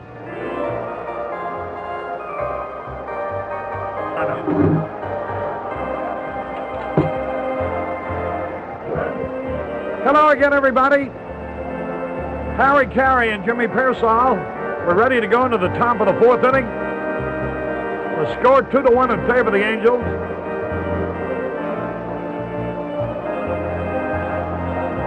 And Joe Rudy's going to lead it off. Miss Ella Lakovic was featured in one of Bill Gleason's columns in the Sun-Times earlier this year. Threw out the first ball today, representing all White Sox fans. She's a season ticket holder for 30 years. Joe Rudy takes the fastball inside, ball one. One ball, no strikes. Nobody on, nobody out. 2-1 in favor of the Angels. The pitch is over the outside corner. Oh, I still just can't get over the unfortunate tragedy of Lyman Bostock. Such a nice man. Here's the pitch fouled into the stands. Strike two. 2 strikes and a ball. You know, Harry, I think all of baseball is going to mourn the loss of Bostock. Such a great player. They don't come around in the game like him very often. What an unfortunate development. 2 strikes and a ball. But life goes on. Here's the pitch. He struck him out. Joe Rudy goes down swinging. Well, Rudy doesn't look the same to me, Jimmy. I don't know whether it's that accident. That hand, you know, it's taken him a long time. Breaking balls he hits well, but I noticed fastballs are able to throw by him. But he showed me the scar, and it seems to be getting stronger, but it may be another winter before he's at full strength again.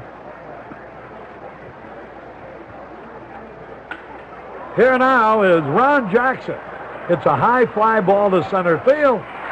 Chet Lemon makes the catch. 2 up, 2 down.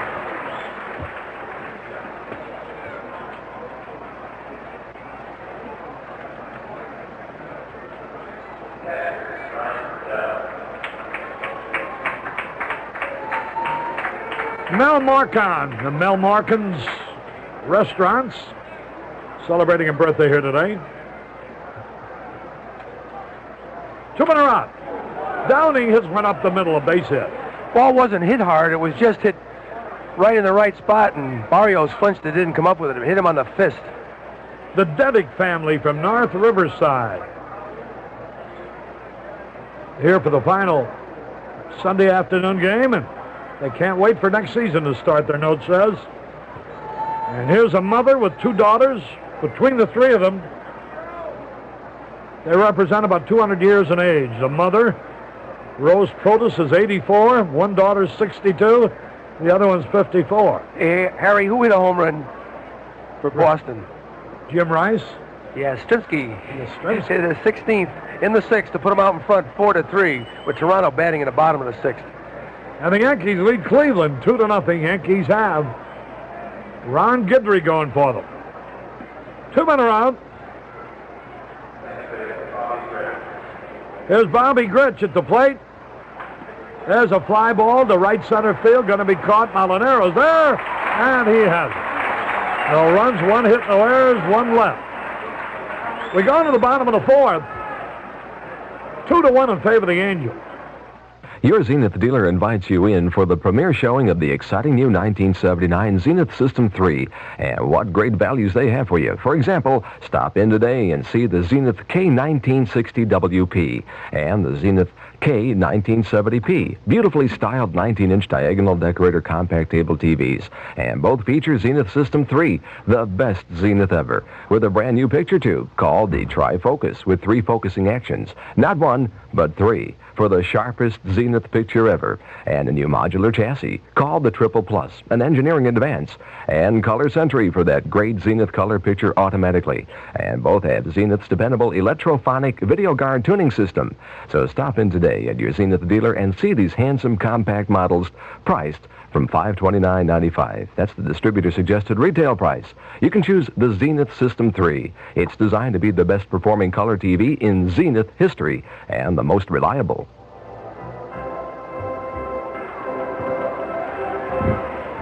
Harry Caray back at the ballpark. And as we approach the end of another baseball season, the Brewers of Stroh's Beer express their appreciation for your wonderful support and allegiance, friends. It's obvious that you love our product. You've learned, as we did, that Stroh's is the real beer drinker's beer. Fire brewed the expensive old world way for your constant enjoyment. Stroh's, family brewers for more than 200 years.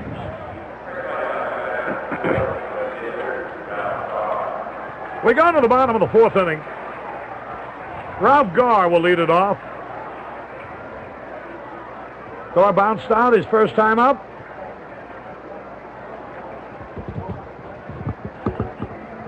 Nolan Ryan into the windup. Bangs, and he fouls it by. 1 strike and nothing. Well, Bob Gallus was telling us about it. The Daily Herald coming out with a Sunday edition. Starting next week, Sunday Herald.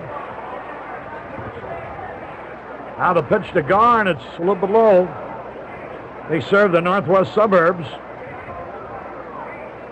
The Daily Herald is already the 3rd largest paper in the state of Illinois. Coach, Philadelphia leads Miami 17-3 in the 4th quarter.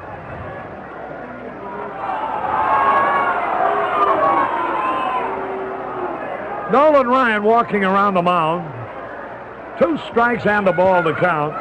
Buffalo leads Baltimore 24-17 in the 3rd quarter. Boy, that's a big one. That's a big one. Cleveland leads Pittsburgh 9-3 in the 3rd quarter. Here's a pitch to Garr, and a high fly ball in left field should be caught. Joe Rudy under the ball, and he has it. Garr flies to Rudy. Get well wishes to Mary Holmes at Grand Hospital. Don and Janice Gepner of Calumet Park celebrating their 4th wedding anniversary. And the Marquette Evans Scholars alumni of the Chicago chapter are here. 1 out. Here is Eric Soderholm. Here's the pitch.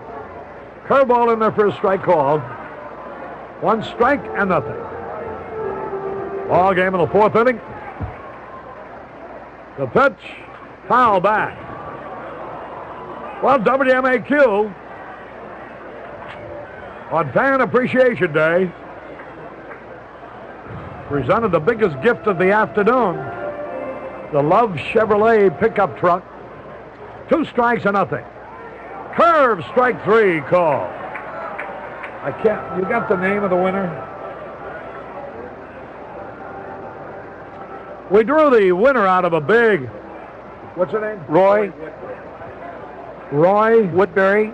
Woodburn. Roy Woodburn. Thanks, of Dan. Janesville, Wisconsin.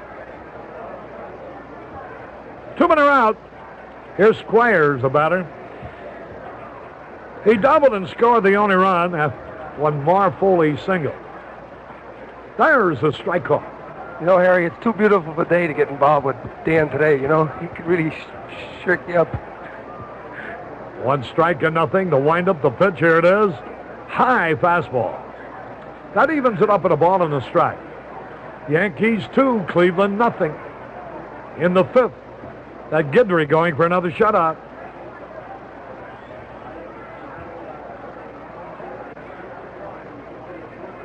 Now the pitch. A little bit high outside. The Washington Redskins now lead the New York Jets 20-3. Joe Theismann just threw a 20-yard pass. 2 balls and a strike. 2 out. We're in the 4th.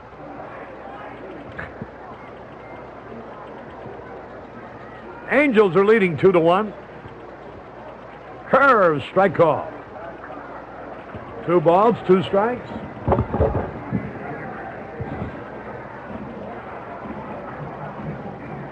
Nice crowd on hand. The pitch struck him out a fastball.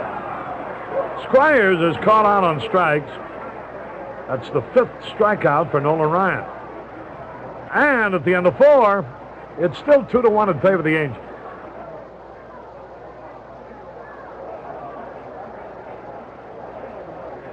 Before you start an improvement on your home, you should improve your workshop by adding the tools you'll need to do the job well.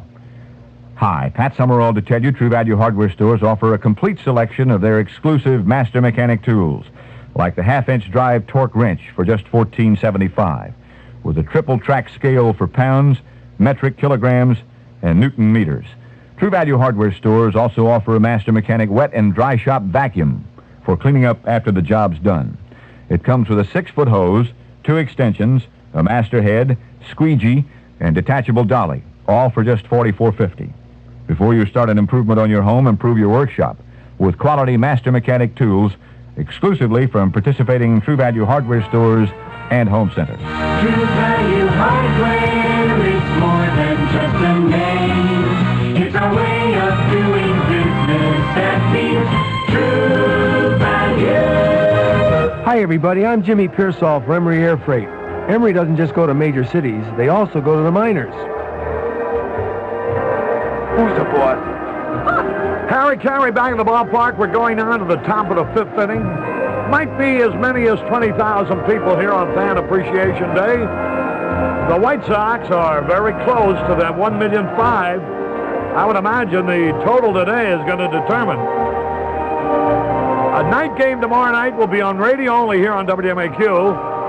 Then Tuesday night, the final game of the year will be also on Channel 44 television. The last 2 home games of the year, and Max Patkin will be entertaining. Max was scheduled to be clowning around today, but the White Sox changed their plans because of the tragic death of Lyman Bostock, the star right fielder of the Angels. Jim Anderson leading it off. The first pitch is low. Lyman Bostock was killed in an unfortunate accident last night. The pitch swung on, ground ball up with the Sauter home firing. Nice play. Anderson rolled out to Sauter home. That's 1 gone, brings up Rick Miller. He doubled and later scored when Carney Lansford homered in the first inning. That's how they got their 2 runs. Red Sox are leading Toronto 4-3 on Yastrzemski's home run. That game's in the 7th. Harry, Cincinnati's finally winning a game in the 4th quarter. 16-10 over New Orleans. 1 ball, no strikes.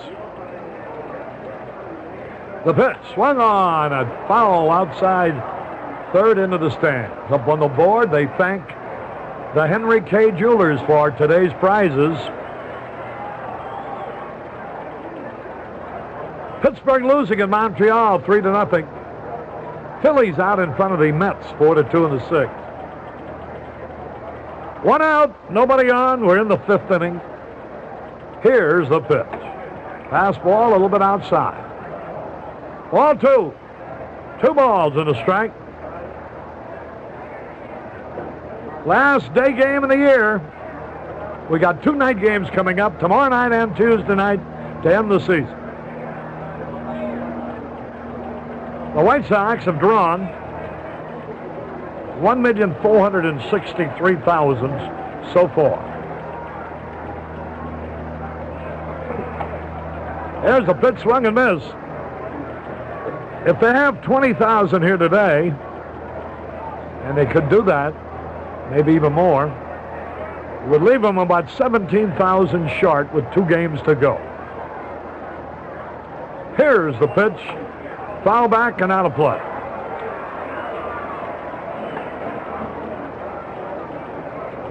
The White Sox will end the season out on the West Coast. They'll be on the air at 9:15 Chicago time on radio only, Thursday night, Friday night, Saturday night, and Sunday afternoon. Here's Miller hitting a high drive into center field. Chet Lemon goes back and makes the catch. That's 2 away. Barrios has really settled down. Girella hit a 33-yard field goal in the 4th period, and the Cleveland Browns' lead has been cut to just 3 points. Cleveland 9, Pittsburgh 6 in the 4th period. Harris will go over from the 7 in a few minutes. 2 men are out. Ken Landreau takes a fastball low and outside. It fell to Ken Landreau, the unhappy and the sad chore of replacing Lyman Bostock in the lineup today. There's a high fly ball to center field that Lemon will catch. Oh, he lost it in the sun. Here's the runner around second base now, and he's going to try for 3.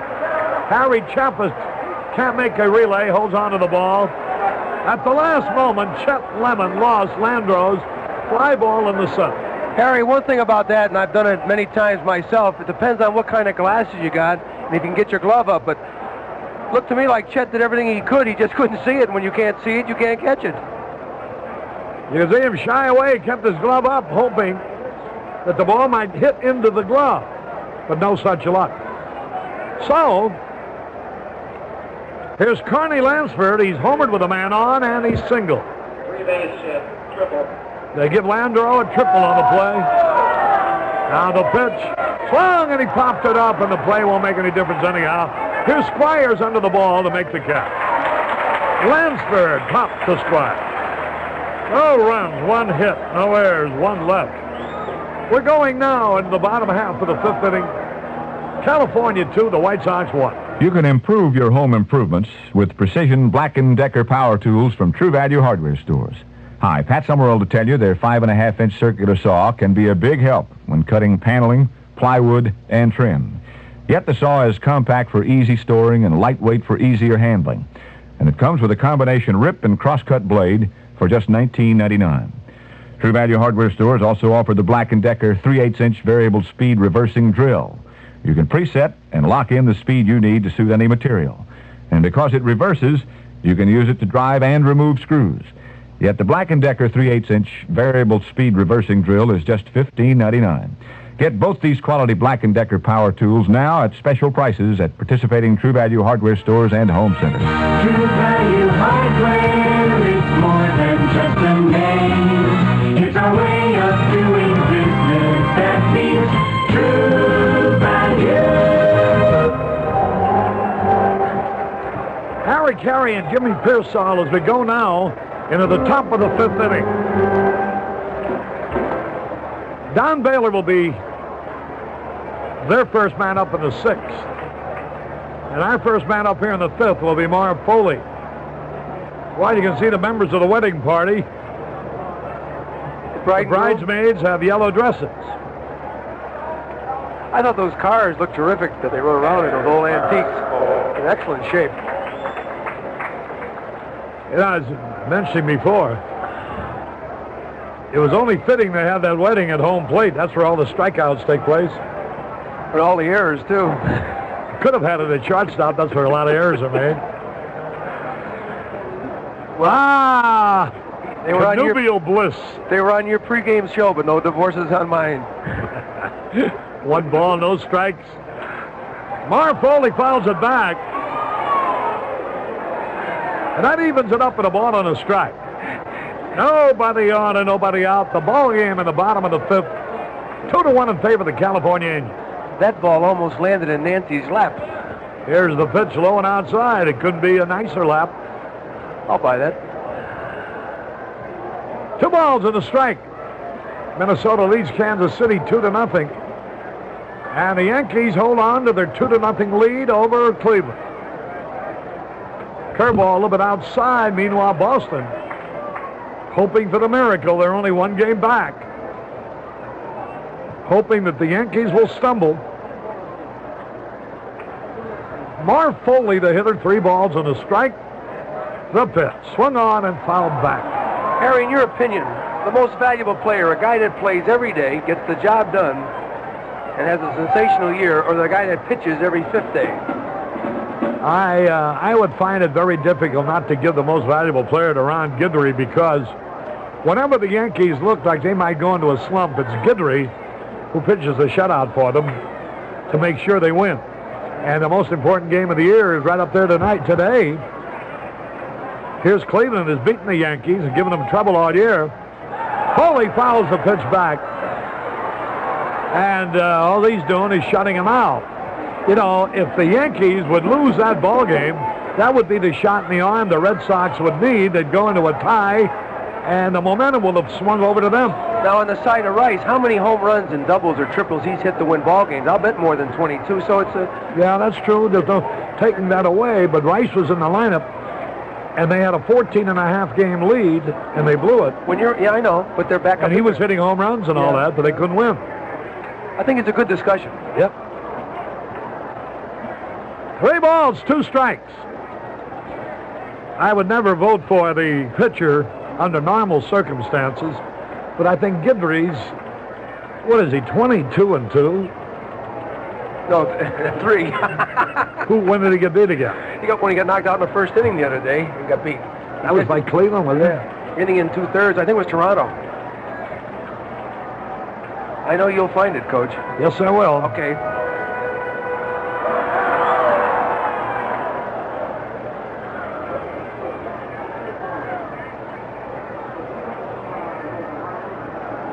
(22-3). 22-3, earned run average 1.80. Oh, he gave up a lot of runs, though, Harry. Ball 4, and Foley opens his 5th with a base on ball.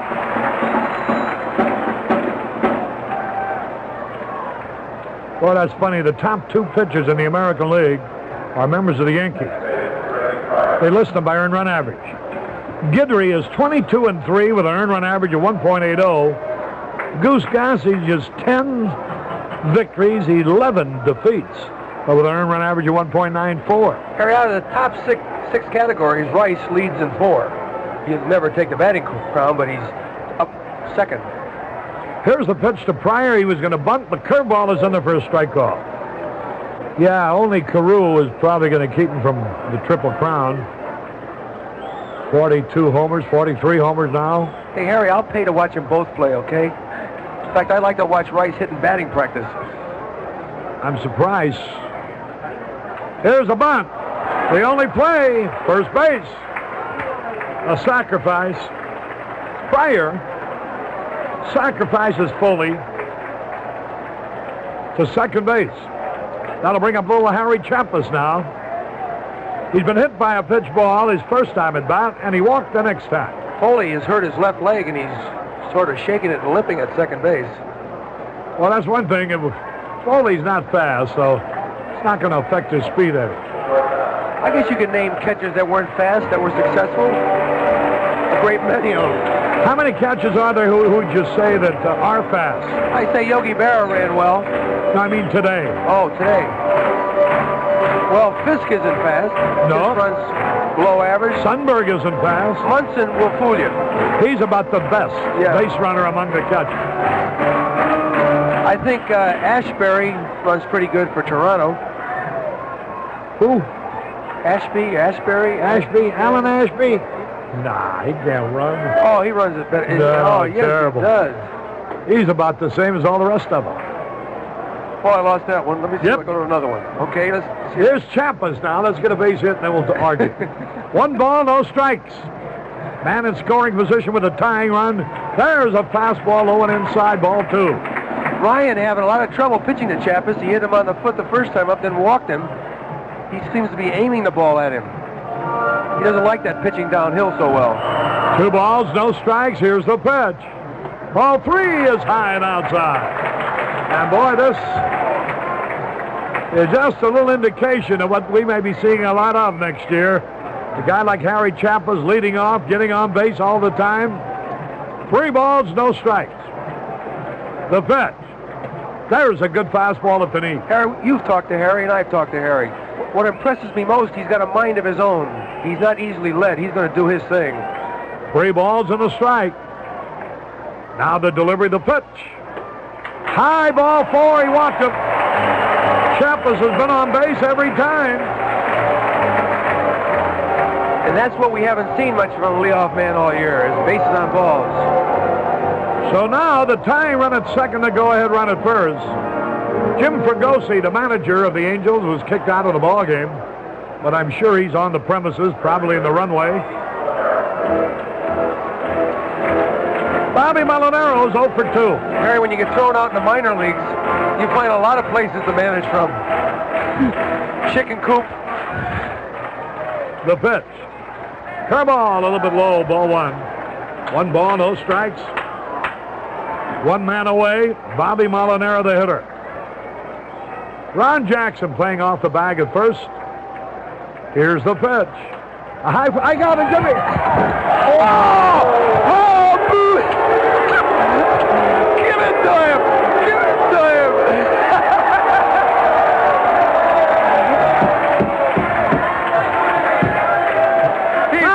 Harry blew it! I really missed it! He blew it! He got... Oh! I threw the net away. Boy, I should have had that one. Jimmy knocked me away just at the last minute. Jimmy knocked me away. There's a curveball low. Nice try, Coach. Not too bad for an old man. I was just ready to catch it. I was just ready to catch it when Piersall gave me the hit and knocked me up against this wall. 2 balls and a strike. Oh, you'd have caught that 10 years ago. And then he says he's your friend. Boy, oh boy. Friends like that, I want some enemies. Gee, Harry, I haven't seen you catch one yet. Ball 3 is low. 3 balls and a strike. Nolan Ryan on the hill. Oh, could I have put it on today, man? Oh, boy, you blew it. Should have had it. Get him next year, Coach. You know, I was choking up on the net instead of holding it long. 3 balls and a strike. Boy, what a hip you gave me. Oh. Look at this. I knocked the Strohs over, too, huh? There's a dent in the window. 3 balls and a strike. 1 man out. Bobby Molinaro waiting. The pitch. Inside, ball 3. The bases are loaded. For Chet Lemon. And the White Sox have a great chance here to take the lead. Nothing new for Nolan Ryan to walk the bases throughout his career and then strike out the side. So you don't want to get too gay. Let's go up there slashing. Well, we got a good man up there, though, and Chet Lemon. The infield drops back, hoping for the double play.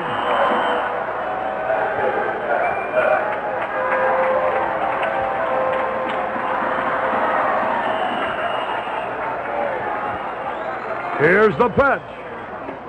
High fastball outside. Activity in the Angel bullpen. A right-hander starts to limber up. Looks like Hartzell. You're absolutely right. Paul Hartzell. 1 ball, no strikes. Low outside, ball 2. Well, you have him hitting or taking? Oh, I have him taken. I got him hitting. Rip one out of here. Johnny McNamara, who used to manage the Oakland A's and also the San Diego Padres, and who is representing Jim Fregosi, who was ejected earlier, trots out to talk to Nolan Ryan. 2 balls, no strikes is the count. Ryan has walked 3 in this inning. Harry, Boston, batting in the top of the 8th, lead Toronto 4-3. Guidry and the Yankees have been out a while. In the 7th, they lead Cleveland 2-0. Baltimore tie with Detroit 2-2. Cubs in St. Louis tied 1 apiece in the 5th. Big ball game, Montreal leading Pittsburgh 3-0 in the 6th, and Philadelphia leading the Mets 4-2 in the 6th. Boy, Pittsburgh could fall right out of it. Their final 4 games are with the Phillies, but they're 3 games out right now. Here's the windup, 2 balls, no strikes. Swings a high drive, right field. Landreau is there, makes the catch in fair territory. A run scores, tie ball game. Landreau wasn't too sure of that ball. You're right, Harry, and kind of a big decision he might have been thinking about. Do I let that ball drop foul? Give Ryan a chance to strike out Lemon. But he had to catch it. It was in fair territory. And smartly, Molinaro tagged up from first base and made it easy. So Foley scored. Champas advanced from second to third, and Molinaro from first to second. There's 2 out, and the game is tied 2-2. Here's Lamar Johnson. Nolan Ryan's pitch. Swings, and he fouls it back. 1 strike to nothing. I'll tell you right now, Ryan is really bringing it. But Johnson, who loves that fastball, had a good rip at it. That for Lemon was his 50th run batted in. Well, we think he's a pretty good hitter. He's driven in 50 runs. Jim Rice has already driven in 133. 1 strike to nothing. You know, if they keep track of how many men you leave on base, it's embarrassing. There's a pitch outside to even it up. The Rams defeated Houston 10-6. Philadelphia beat Miami 17-3. A ball and the strike to count. The pitch is on the way. A little bit low outside. Ball 2. 2 balls and a strike. Washington Redskins under Jack Pardee about to win another one. They'll be 4-0. 2 balls and the strike. Lamar Johnson digging in. The pitch. Curve low, ball 3. And Ralph Garr will be up next. Ryan so far this year has struck out 241 and walked 137. How many today, Harry? He's already walked 4 today. That makes 141 on the year. Bouncing ball to short. Anderson, nice play, and he throws him out. Jim Anderson came charging in and scooped that ball up on a short hop, fired to first base for the out.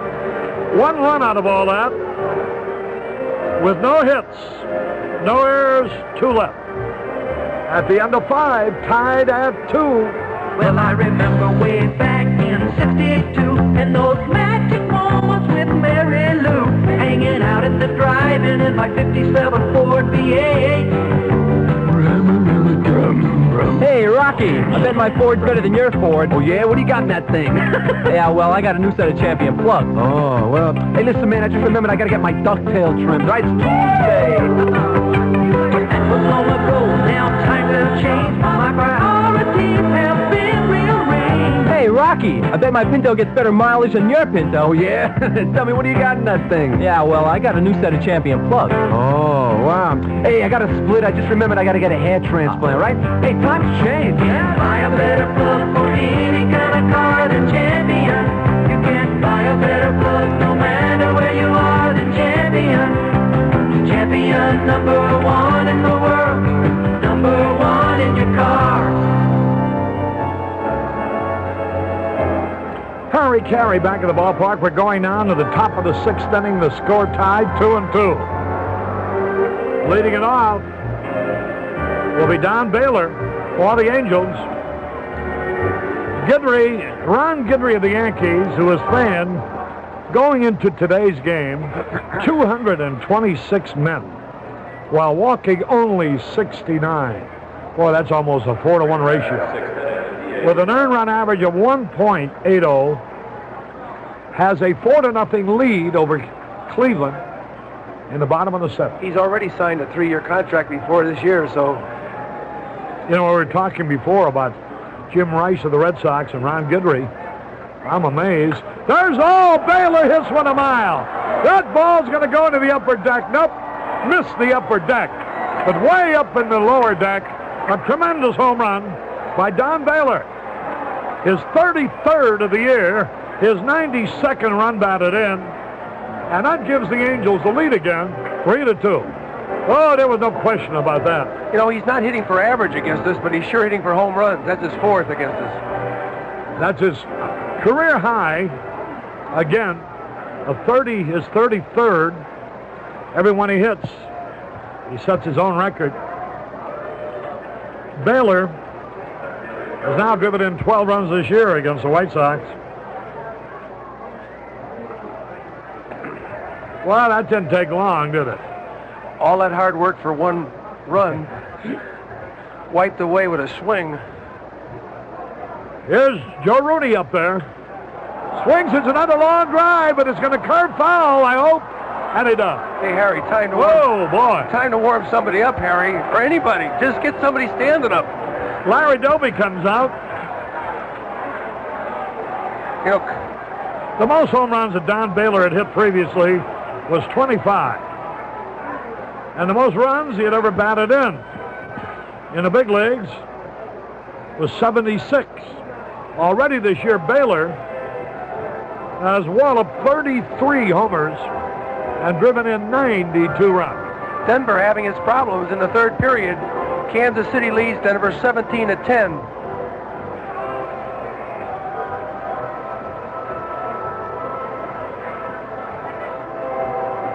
Kansas City trails Minnesota 3-1. We are a game and a half behind Minnesota for 4th place. Boy, Philadelphia Phillies got 4 runs in the 6th. They now lead the Mets 8-2. And if they win that, and if Pittsburgh loses, and the Pirates are trailing 3-0 in the 6th, Pittsburgh would be 4 games back. Joe Rooney, the batter, broken bat, line drive, Soderholm ducking away from the bat as Pryor makes a backhanded catch in short center. Boy, a piece of that bat went flying through the air, and you should have seen Soderholm do a cha-cha-cha to get out of the way. The top end of that bat broke a record.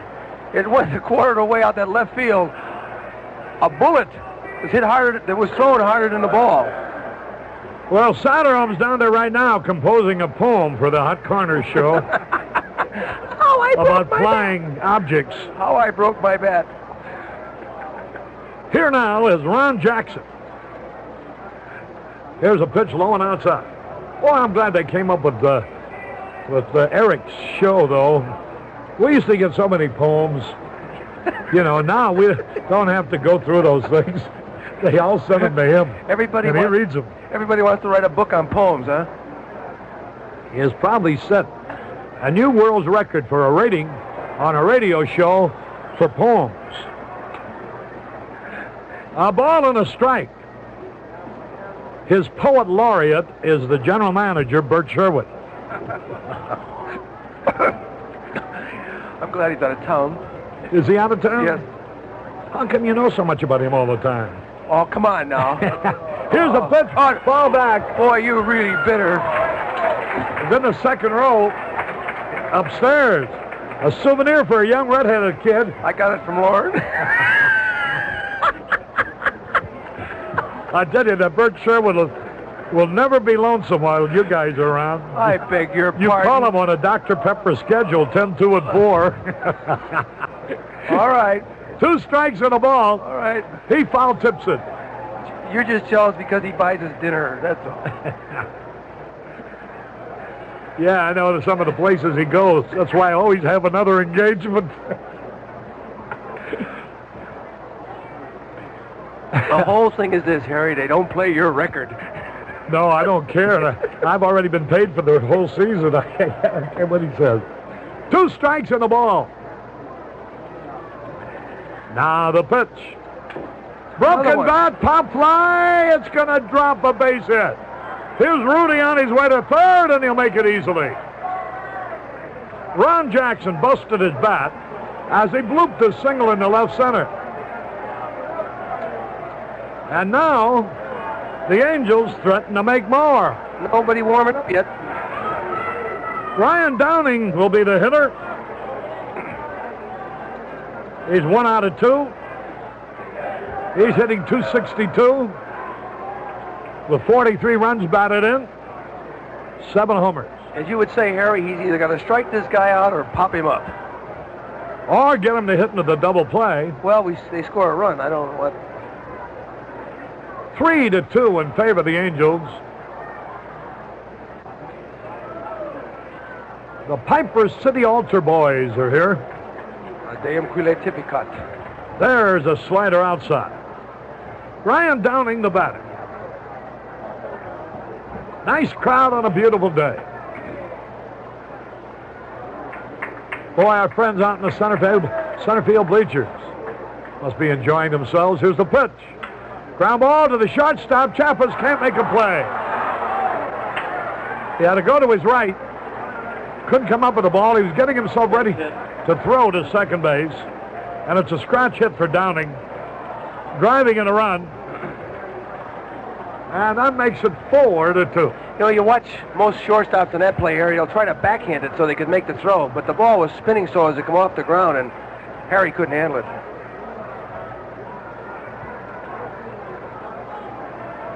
Up on the board, they wish a happy birthday to Bonsai Tomita. I told you Harris would score.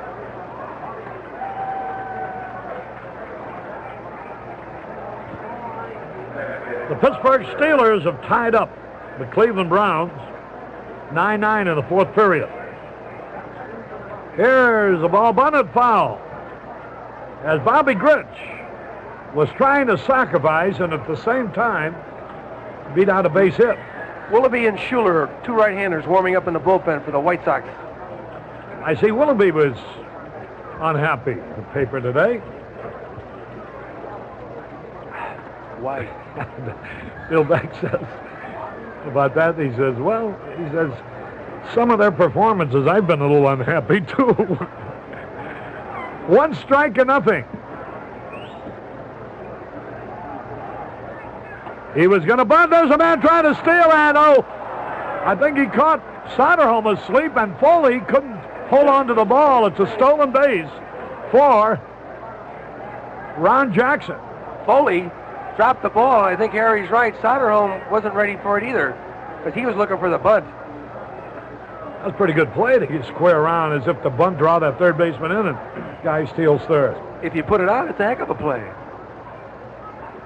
A ball and a strike. You know what they use for a sign for that play? Stick your finger in your ear.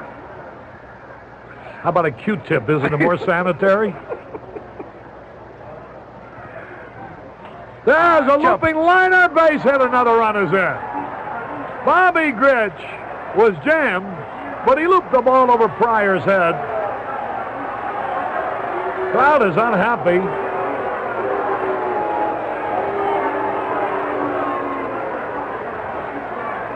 Here comes Larry Doby out now.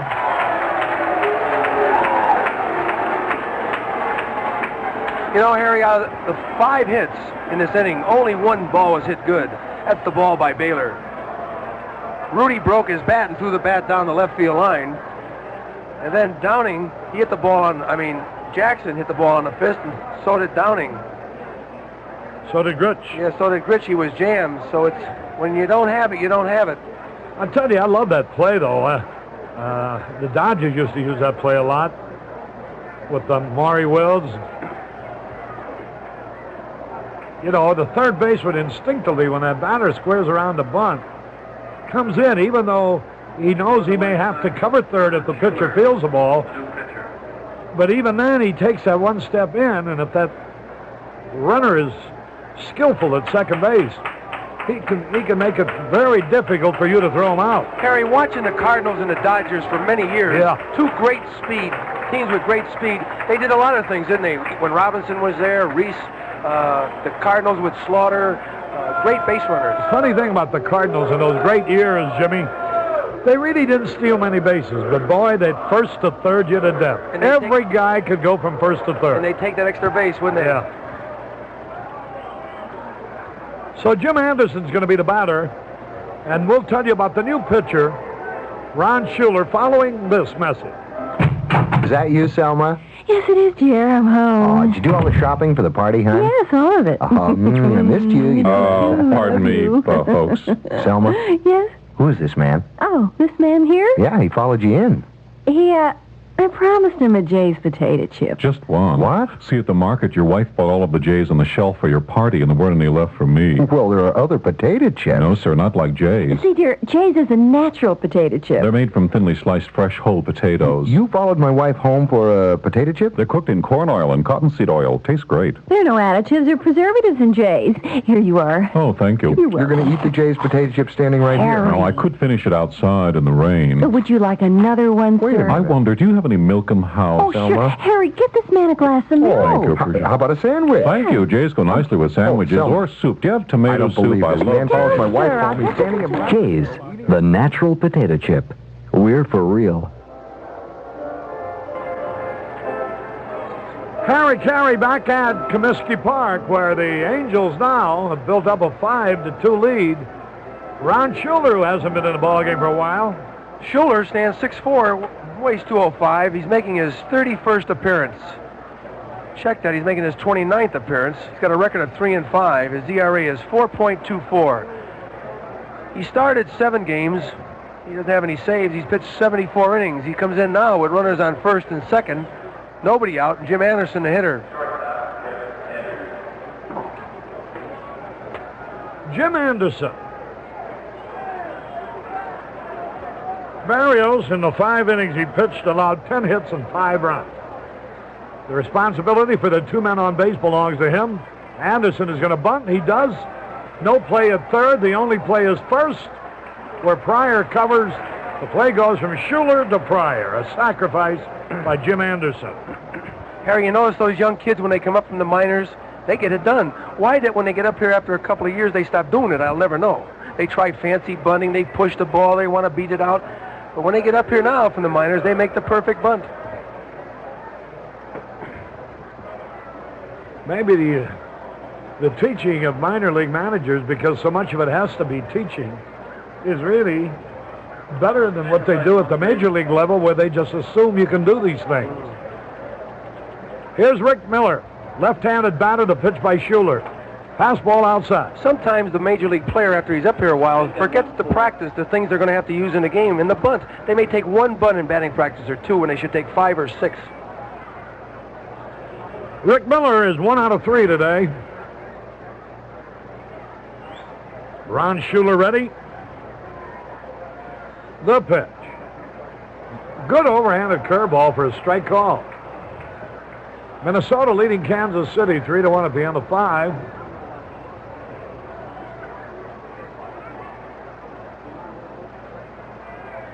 Infield in for the White Sox.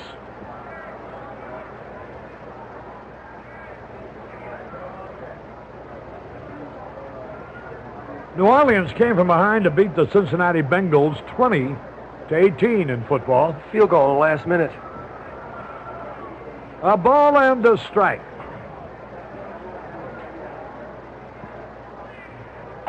Fastball low and away. Mosley just kicked a field goal for the Redskins, and they now lead the Jets 23-3. Harry, he's the last of the straight kickers, he and Turner. 2 balls and a strike. Infield in. Lined into left center field. A base hit. 1 run is in. Another man trying to score. The ball cut off. Throw to second. He's safe. 2 runs are in. Harry, right then, Chappis was not out for the cutoff, and Lemon had to throw too far. If he was out there going towards him and lining up in the outfield, he might have had a play at the plate. So Harry, not in position for the cutoff. It's 7-2 now. In favor of the California Angels. Ken Landreau. That's a single and a throw. Miller is credited with a single. He takes second on the play on the throw to second base. You're listening to White Sox baseball coming to you through WMAQ Radio NBC in Chicago. There's a curve strike call. Landro. Here's the 8th man to bat in the inning. 7-2 California. There's a pitch outside. Barbara Ann Bruce and Joe Fortier were married at home plate before the game.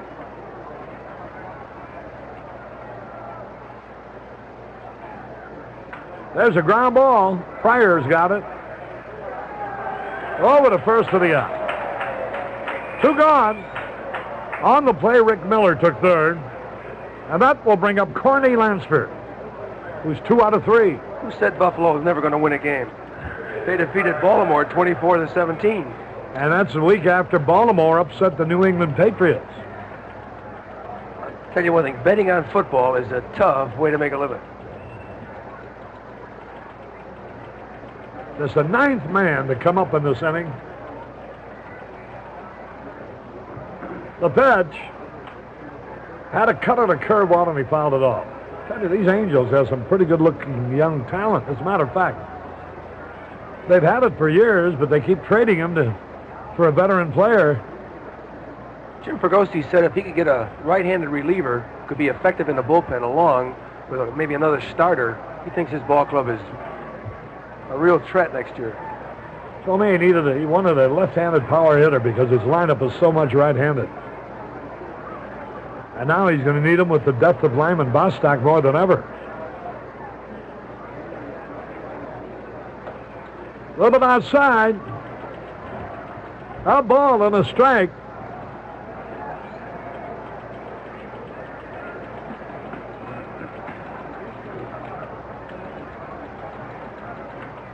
Here's the pitch. Outside. You know, I miss pitching Mike Proley. Well, he was coming into his own when he was hurt. 2 balls and a strike. Runner at third base, 7-2 in favor of the Angels. Now the delivery. Here it is. Swings, and he fouls it out of play. Kansas City tie Denver now, 17-17 in the third quarter. Well, look at this. They got Anderson, Chalk, Mullenix, all guys who've come up through the ranks as shortstops. Bobby Gridge. There's a ground ball to the shortstop. Chappis is up, fires to first for the out. But the Angels had a big inning. 5 runs. 6 hits. No errors, 1 left. We go down to the bottom of the 6th. The Angels 7, the White Sox 2. Stretch by Brewster. Here's the pitch. Curveball at the knees. Strike 3. Sides retired. This is Kurt Gowdy for your Clark lift truck dealer. You know, although baseball is more than 135 years old, it wasn't until the game was already 30 years old that the first curveball was thrown. In 1867, a man named William A. Candy Cummings tossed that phenomenon to the surprise of the batter who was facing him at the time. And we've got an equally surprising phenomenon for users of forklift trucks. There's a strong competitor to a Clark lift truck that costs about half as much. This lift truck can deliver thousands of hours of reliable service. Clark's strongest competitor? A used Clark. To find out more about this phenomenon, see your Clark dealer today. Tell him Kurt Gowdy sent you, and you want a straight pitch on used lift trucks. See your Clark Lift of Chicago dealer for lift truck savings that are straight down the middle. That's Clark Lift of Chicago, the lift truck people. Harry Caray back to the ballpark. Yeah, the baseball season's about over. But Stroh's promises to satisfy your beer taste forever. The season on the field for the White Sox this year was not what we had hoped. But you baseball fans certainly have made it a great year for the Stroh's Brewery and the Stroh's family, who've been brewing fine beer for more than 200 years. Sincerely appreciate your acceptance of their product. The season's about over, but we hope you'll remember to ask for Stroh's whatever the season might be. Stroh's, the real beer drinker's beer.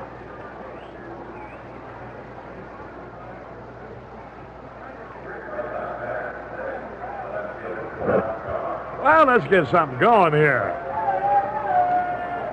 Ralph Garr will lead it off. Bottom of the 6th. First pitch is in the first, strike call. 1 strike and nothing.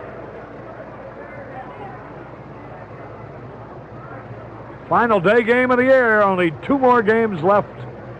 One tomorrow night and the other one Tuesday night. Tomorrow night will be only on WMAQ.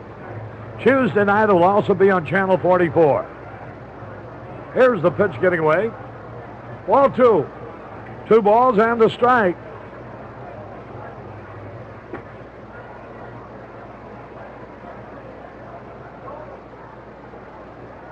See, WMAQ is not doing any hockey, are they? What are you going to be doing, Dan Hozak? Get rest for the next baseball season? You could call him stick to Christmas. 2 balls and a strike. There's a ground ball up the middle, might be through, a base hit. Garr singles to center. Boy, I tell you that, Hozak must be a member of the greatest union in the world. He's sure got the world by the tail. Well, he also reads the Wall Street Journal every single morning, boy. Here's the question. They don't know what he's reading either. He knows just where to go. I've been trying to talk him into calling on some of the reserve capital that he has at his command to buy WMAQ. Here's a pitch smash past the third baseman. Here's Garr trying for third. Soderholm, meanwhile, still holding on at first. Soderholm hits one by Lansford. See what they're going to call it. An error. Soderholm is safe at first. Garr goes from first to third. Of course, we are 5 runs down, and Soderholm run doesn't mean anything, but he could have made it easy to second, but he's got to protect those wheels.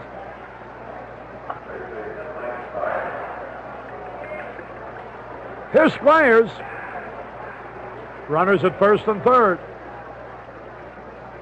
Fastball, a little bit outside. Max Patkin. Max, we're all looking forward to seeing you. Here's the pitch first. Swung on, a bouncing ball. Garr holds at third, and they go and get the double play.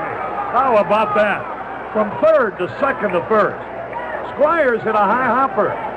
Garr held at third base. Carney Lansford fired to Bobby Gridge, who relayed to Ron Jackson, and they doubled up Squires. You know what the teaching on that is? If you're on third in that play, you go ahead in. You hope they throw home. And make sure there's a play at the plate, whether you score or not, you keep out of the double play. But you got to break up the double play. You got to play. break it up that way. Here's Foley. So Soderholm not advancing to second base turns out to be a big play. Because had he gone to second, they couldn't have gotten a double play. You know, to win in the big leagues, you got to have it all. Here's Foley now, and the pitch is high. You know, you say this and you say that. In baseball, the season is so long, it proves where you really belong. If you win 65 games, it's because you just don't do enough things right to win any more than 65 games. I don't think there's any other sport where the competition is over such a long period of time that the correct level is always reached. You always get what you deserve. Here's Foley, line drive in the right field, a hit, and a run score. Foley drives in his second run of the day. A line single to right, and Garr crosses the plate. Boy, Foley, a good crisp hitter, hit a breaking ball out away from that time and ripped it into right field. I like the way he hits that ball. I don't care if he can run or not. Max Patkin was to perform here today, as you know, and we've talked about that. Max, I am really glad that you didn't go through with the performance today. I'm very happy. I'm unhappy and I'm happy. Let's put it that way. It's a tragic thing, and to go out there and work before the ball players, not so much the fans. I wasn't looking toward the fans. I'm looking at those players that I work with day in and day out, and I feel as if these are the guys that judge me. I mean it seriously, and I'd love to keep the ball players on my side, and I know that they didn't want me to go out, but they didn't want to say anything about it. Yeah. And I think Bill made the right decision. by not putting me out there. I mean it because it's hard to make ball players and people laugh. It just was a bad thing. Here's Pryor up there now. The other part, the wedding, it had to go on because here's a girl who's going to get married, and this date is the most important day of her life. You couldn't disappoint her. Right, and I could go in another time, and I understand that. But you're going to be here tomorrow night, also. And to make a long story short, I want to keep you guys happy too. Guys like you and Piersall and the writers and everybody. I don't want them to bang away at me. I'm sorry. Here's Pryor now, bouncing ball. The second baseman is there. Bobby Grich throws to first for the out. Yep. 1 run, 2 hits, 1 error, and 1 man left. This is Harry Caray going over to the television booth. The score here at the end of 6. California Angels 7, the Chicago White Sox 3. From the wheat fields out in Kansas to the city by the bay, along the Mississippi, all across the USA. Across the land there's one farm, more people fight today. This is it, America, the new Chevrolet. The new Chevrolet is a car for today. Trim on the outside, yet wonderfully spacious within. Agile in city traffic, yet smooth and quiet on the road. Thoroughly enjoyable to look at, to ride in, to drive, and to own. The new Chevrolet, bought and embraced by more than 1 million people in its first 2 years, enters 1979 as still one of the newest new cars around. See and drive the car America has driven to the top. The new Chevrolet, Caprice and Impala for 1979. See and drive the one car, more people buy today. This is it, America, the new Chevrolet. This is it, America. Hi, everybody. I'm Jimmy Piersall for Emery Air Freight. If you have a package to deliver, you got to be crazy not to use Emery. Hi again, everybody. Lorn Brown along with Jimmy Piersall at Comiskey Park as we go to the 7th. Angels out in front here by a score of 7-3. Big news in the American League East. The Toronto Blue Jays just hit Mike Torres for 3 runs in the 7th, or in the 8th rather. So Boston is batting in the 9th inning. It is Toronto 6, Boston 4. While they're in the 9th at Cleveland, and the Yankees and Ron Guidry lead the Indians 4-0. So it looks like the Yanks may go back 2 out in front of Boston. Philadelphia in the 9th hammering the Mets 8-2. That game now in the 9th. And Montreal beating the Pirates in the 8th 4-0. Lauren, you know what's hurting Boston? Campbell has not been effective. That great relief pitcher they got from Minnesota, well, they didn't get him from Minnesota. He played out his options. He's just been bothered with a sore arm most of the year. Kevin Bell has come in for the White Sox at third base defensively at third. Baylor leads it off, hit a home run to lead off the last inning, triggering a 5-run rally, punches one foul to the right side, and Foley can't get over to the stands and get it off a fan's hand in the first row. One thing about carrying that mask, he did all the way back to the stands. He can't get any speed with that in his hand. I don't think he could have caught that ball, but he certainly could give it a better effort. So 1 strike in the batter.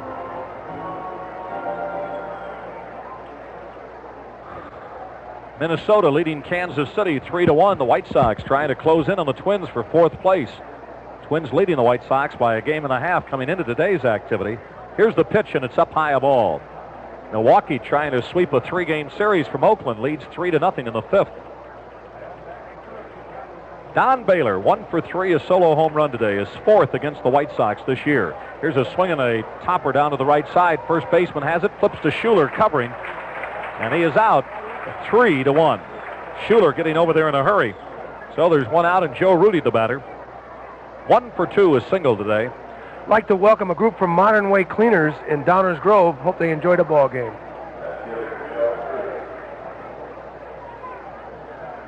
Joe Rudy. Right-handed hitting left fielder.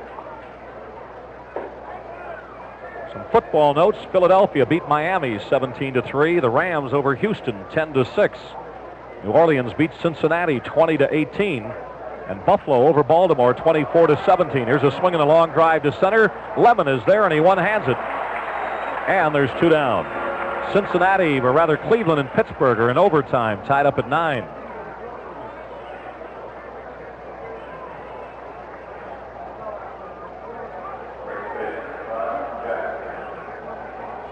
So 2 up and 2 down, and Ron Jackson the batter.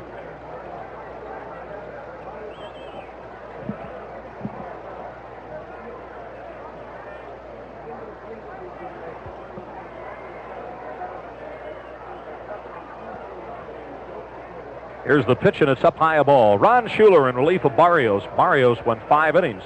Allowed 7 runs on 10 hits, walked 2, and struck out 2. Final in that Texas game, they won it 5-3. Over Seattle, that sweeps the series for the Rangers over the Mariners. Comer, the winner, 10-4. Colburn, the loser, 4-12. How many folks they have? They had it cut off by Dan. 2-hour ball game down in Texas. Final score, Washington beat the Jets 23-3. Here's the pitch, and it's a ball, 2-1. We'll run down all the finals for you on the Hot Corner show later.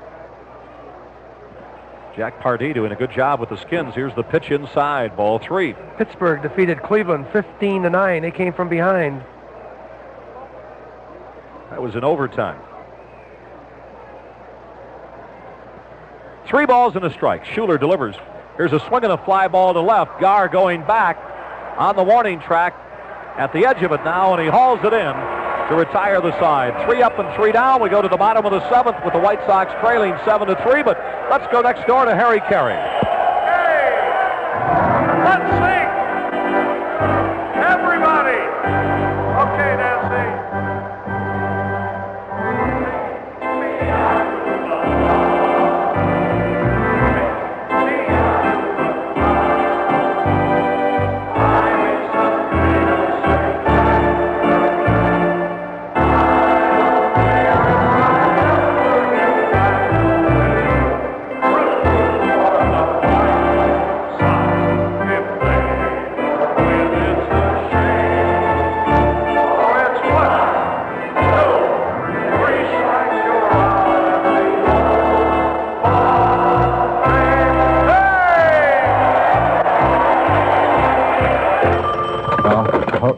Hello? What? Oh, hi, Dad. Did I wake you? No, it's only 3 in the morning. You know you woke me? Who is it, Norm? Our son. What's wrong? Why is he calling? What's wrong? Why are you calling? Well, Shirley bought a new potato chip, Dad. What? Sounded like Shirley tripped over a potato or Oh, something. let me have that. Hello, Robert? Mom, you know how you always told me that Jay's was a natural potato chip? Jay's, yeah? Well, Shirley bought another natural one. Oh, my... You know, the one that says Farmer Ferkley's Farm Fresh in a fancy foil package? Robert, tell Shirley she's getting an arm and a leg when she doesn't have to. An arm and a leg? Jay's are made from fresh whole potatoes, corn and cottonseed oil and salt with no preservatives. I'm getting dressed. And most important, you don't have to pay a premium price for Jay's. Now, you tell her. What hospital is she in? Norm, shh. Also tell Shirley Jay's was a natural potato chip long before it was natural to be natural. Tell them I'm on my way. Right. Your father says he's on his way. Oh, thanks, Mom. I appreciate it. Where's Dad going? Not very far. He just put on my skirt and blouse. Jay's, the natural potato chip, at a price you can afford, naturally.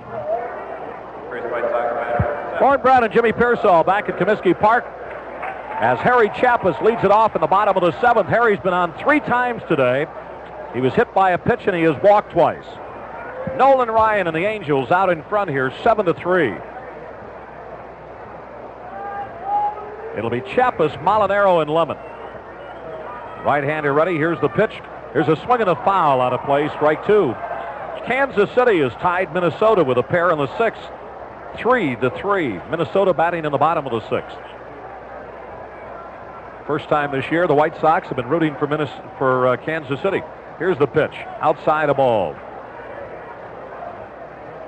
Royals' magic number down to 2. Any combination of Royal wins or Angel losses totaling 2 means their 3rd Western Division title. Here's the 1-2 pitch to Chappis. Outside and high, ball 2.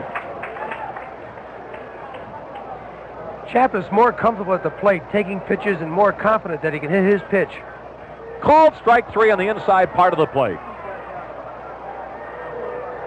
Chappis has not hit the ball in fair territory today. Hit by a pitch, 2 walks, and now called out on strikes. That is the 5th strikeout for Ryan. So Bobby Molinaro, the batter, 0 for 2 officially, walked his last time up. The White Sox got a run in the 4th, nobody on and 2 outs when Squires doubled and Foley singled him home. Then 3 walks and a sacrifice fly brought home a run in the 5th. And then 2 singles, and then Foley's single, making it the 3rd in the 6th inning, brought home another run. For the 3 White Sox runs as Molinaro takes the ball. Carney Lansford did a 2-run homer for California in the 1st. Then Baylor hit a solo home run in the 6th to trigger a 5-run rally. Here's the pitch inside a ball. 2 balls, no strikes. You know, it's a shame when you got Nolan Ryan on the ropes walking so many and not getting more runs.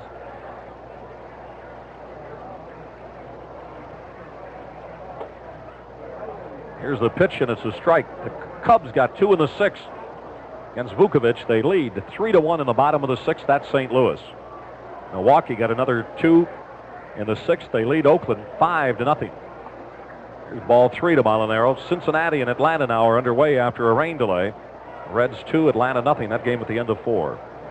And the Cardinals have jumped out in front of Dallas 7-0 in the first quarter in the NFL. Here's the pitch called strike. Looked like he was going to take no matter what on that. That's right. Because we're so far behind, you got to hope that it'll walk somebody. But when we get the bases loaded on bases on balls and only score 1 run, it hurts. Here's the 3-2 delivery. Swing and a pop-up on the infield. Jackson, the first baseman, coming in on the infield grass, takes it. And there's 2 down.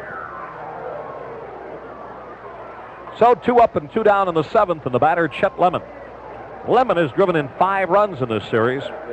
Drove in the tying run with a sacrifice fly in the 5th, but the Angels came up with 5 in the 6th to break it open. He's officially 0 for 2 with the RBI. When he struck out the first time you were watching television, did you think he went halfway around, Lemon? Oh, you were on radio. No, you were on TV. Yeah. I was on radio, first inning. In answer to your question, I don't think he did. I don't think he did either. What I meant was, did you peek around and look? Sometimes we do. I thought he didn't go around. But a very tough call for an umpire. Here's the 1-0 pitch, and it's low, ball 2. This is the final meeting between the White Sox and the Angels at Comiskey Park this year. 2 clubs will conclude the season with 4 games out in Anaheim next weekend, Thursday, Friday, Saturday, Sunday. Here's the 2-0 pitch, and it's a strike.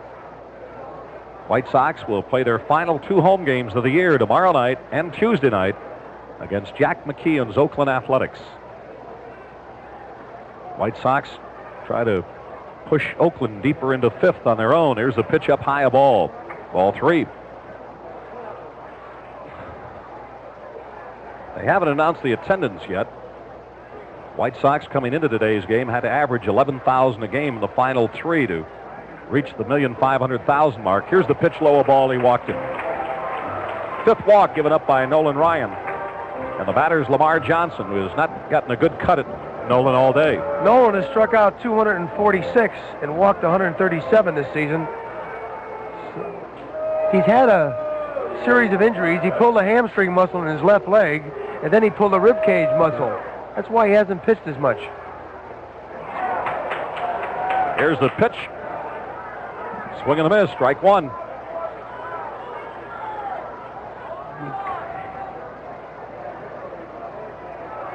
Here's the 1-strike delivery. Swing and a base hit up the middle. So Lamar gets a hit. Wish he would have gotten that last time up with the bags full. But at any rate, that time he got a breaking ball down and in and just hit it up the middle. Sox have something going here with Ralph Garr coming up. Detroit got 2 in the 9th, and they now lead Baltimore 4-2. The Orioles batting in the bottom of the 9th.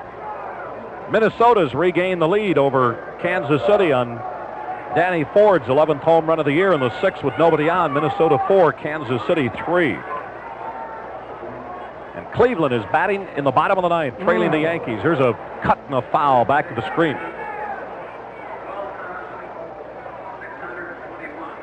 12,621 here today. I was about 3,000 off.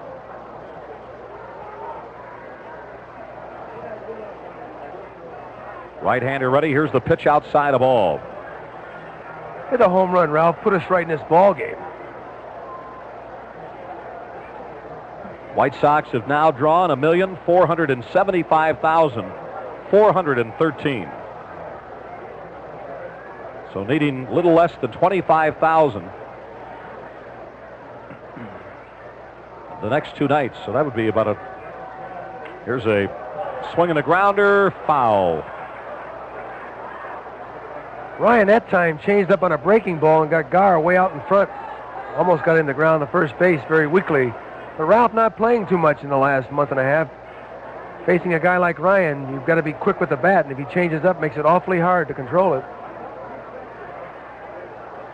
Milwaukee leads Oakland 5-0. White Sox need to average exactly 12,293 the next 2 nights to reach the 1,500,000 mark. So a ball and 2 strikes to Gar. Right-hander delivers. Here's the pitch. Here's a swing and a foul coming back onto the roof. Cleveland batting in the bottom of the 9th, trailing the Yankees 4-0. I would say that is money in the bank with Ron Guidry on the mound. I imagine he'll reach back. He weighs about 155. He's amazing.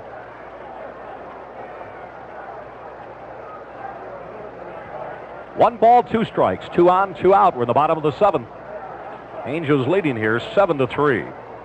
Dave LaRoche, a left-hander, up in the Angel bullpen. Here's the pitch, high and inside, backs him off, spins him around. Ball 2. Gar shaking his head.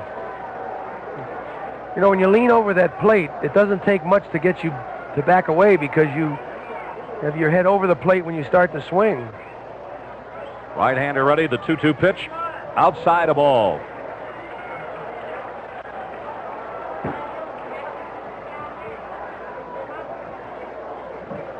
Outfield, mostly straight away. There's a little hole in right center for him. But flag's blowing out towards right. Montreal shut out the Pirates 4-0. Sanderson, I believe he's a Glenbrook product. Here's a swing and a miss, struck him out, and that retires the side. 6 strikeout for Ryan, no runs, 1 hit, 2 left. We're at the end of 7 here at Comiskey Park. Angels 7, the White Sox 3. Looking for a home? This song's for you. If it's time to move along, go with us, you can't go wrong. We're Relo, we'll help you all the way. From New York to L.A., we've got members all the way to help you sell your house and find the one you're dreaming of. If you're looking for just the right home, your nearby Relo member has the local listing you need. And if you're moving out of town, he can put you in touch with a Relo member where you're moving.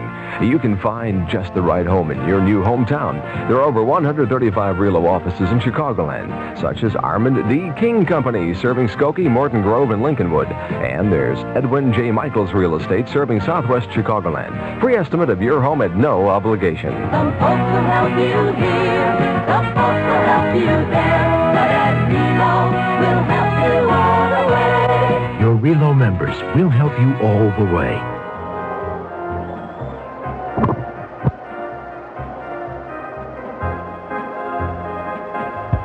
Lorn Brown back at Comiskey Park as we go to the 8th inning. White Sox trailing here 7-3. Ron Schuler working in relief of Francisco Barrios on this Fan Appreciation Day. A lot of prizes given away. The Chevy Love Truck is won by Roy Woodburr of Janesville, Wisconsin, Route 3. I guess we never did see Lawton Wilkerson to get the proper spelling. Our winner, we're going on the basis of what how Harry pronounced the name. It was either Woodburn or Woodbird. Steve Crisula, where are you when we need you? Brian Downing leads it off, former White Sox catcher, 2 for 3 today. With an RBI, looks at a ball outside. Ryan with an RBI today and an RBI yesterday, triggered a 3-run rally that won the ball game on Friday with a base hit. He'll be followed by Gritch and Anderson. Here's the pitch, and it's low a ball. 2-0.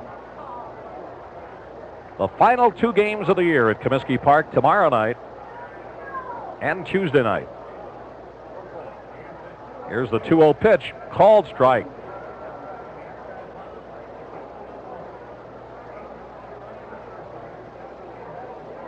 So Montreal stopped the Pirates again. Sanderson, I think he's from Glenbrook, was the winner. Here's a swing and a pop-up on the right side. Mike Squires, the first baseman, waits. Now with the sunglasses, and he takes it. 1 out. They had 23,000 plus at Montreal today. 4-0, the Pirates. And the Phillies facing the Mets in the bottom of the 9th, lead 8-2. So the Phillies may jump out to a 4-game lead. over the Pirates. And Boston just got 2 in the 9th inning to tie up Toronto. 6-6 Toronto batting in the bottom of the 9th, while the Yankees have just beat Cleveland 4-0 on a 2-hitter by Ron Guidry. It's all over at Cleveland. Here's the pitch, a swing and a one-hopper back to the mound. Schuler has it, and he throws Grich out for the second out. So 2 down, and Jim Anderson, the shortstop, the batter. So Ron Guidry, the winner. Guidry now has won 23 and lost 3. A 2-hit shutout.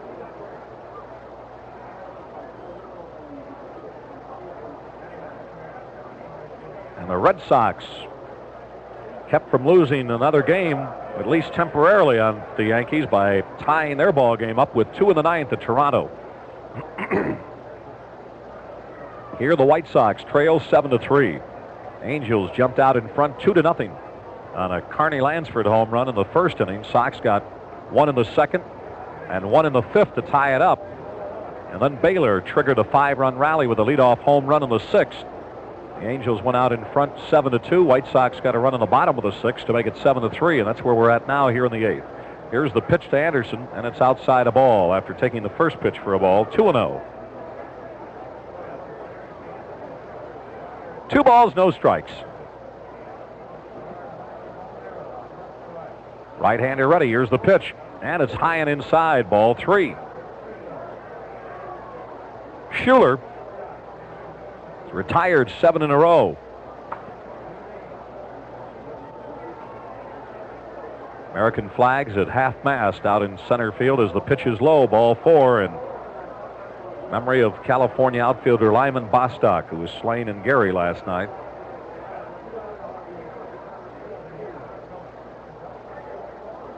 The only word we have, it appeared to be a mistaken identity situation, but nevertheless, he is gone. So a runner at first, 2 down. Toss over to first, runner back. First walk given up by Schuler. Only the third that the Angels have received. Anderson with a lead again. Schuler tosses over there. Hartzell, a right-hander, loosening up in the California bullpen. Here's the pitch, and it's high, a ball.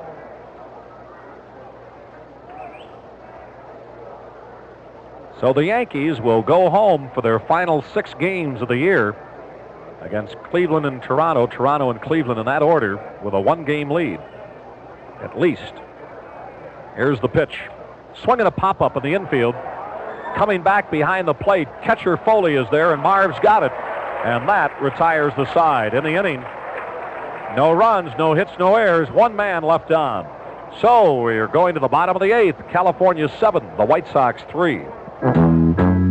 People use our money to get the most out of life, like a trip too far away, or something that you need today. To kids, the end of summer means going back to school. To parents, it means trying to pay those back-to-school expenses. Well, a loan from Household Finance could ease that back-to-school money crunch. For things like new school clothes or tuition, come on into HFC. We'd like to help you make school days a little easier. HFC, an equal opportunity lender. People use our money to get the most out of life. Come on into HFC. The HFC homeowner loan up to $10,000 and a wide variety of repayment plans to choose from. HFC. People use their money to get the most out of life. HFC has over 60 offices in the greater Chicago area. See your phone book. The time is right, that feeling's coming through. Real beer lovers know only one beer will do. Whoa, Stroh, for the real beer lover, Stroh tastes like no other. Stroh's for the real beer lover, from one beer lover to another. Stroh. The Stroh Brewery Company, Detroit, Michigan. Lorn Brown back at Comiskey Park as Kevin Bell leads it off. We have a new pitcher, Paul Hartzell, hard-throwing right-hander, in relief of Nolan Ryan, who went 7 innings. And the first pitch to Kevin is low a ball. Kevin came in defensively for Eric Soderholm, hitting .203, 2 homers, and 5 RBIs. He'll be followed by Squires and Foley. Here's the pitch, and it's a strike. Evens it up 1-1. Ryan went 7 innings. He allowed 3 runs on 5 hits. He walked 5, struck out 6, and hit a man. Right-hander ready, the 1-1 pitch, and it's low and away a ball. Hartzell making his 52nd appearance of the year for the Angels. He has won 6, lost 10, and has saved 6. Earned run average 3.44 as he misses low, ball 3. Originally a starter, he's been used primarily in the bullpen now. This is his 52nd appearance. It's his 40th in relief.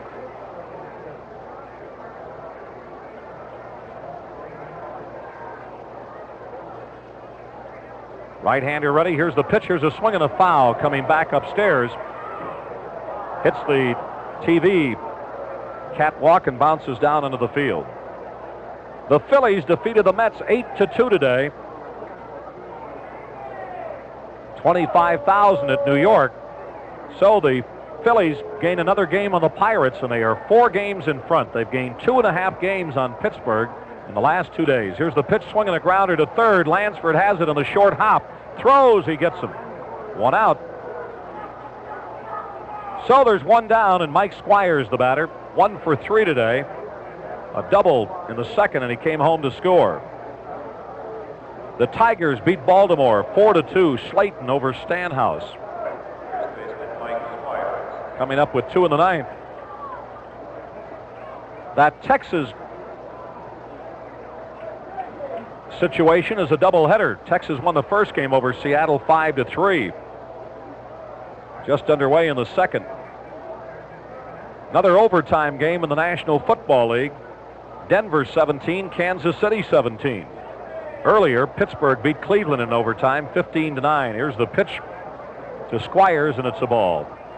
After he got in the hole 0-1. Right-hander ready. Here's the 1-1 pitch, swinging a grounder to third. Lansford to his right has it, throws. He got him. 2 up, 2 down. And the batter, Marv Foley. Marv has supplied 2/3 of the offense here today. He's driven in. Actually, he's been involved in all 3 runs scoring. He's driven in 2 of the runs, and he has scored the 3rd. Marv's had a pretty good day. 2 for 2 officially, 2 RBIs. Well, I'll tell you, the White Sox have some good young catching. Naharodny, Colburn.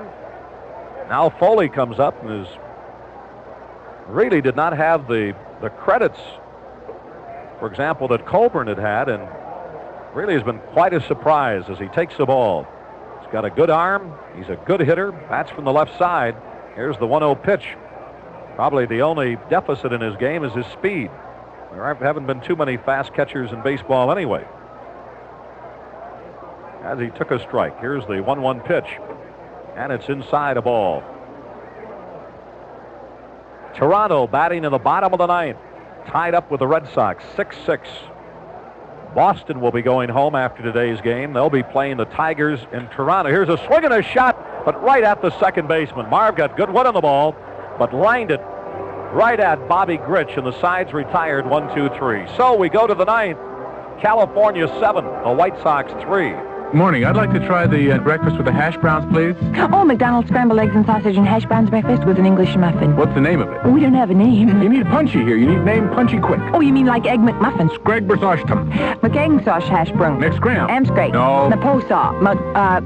Betosa Muffy. McBuffin. Oh, no. McDonald's scrambled eggs and sausage and hash browns breakfast. McDonald's. So you do want that? I'll have that. You got it. We do it all for you. Our scrambled eggs and sausage and hash browns breakfast. Think of what you could do with $10,000 cash. It's easy to get. All you have to do is when your phone rings, pick it up and say, WMAQ is going to make me rich.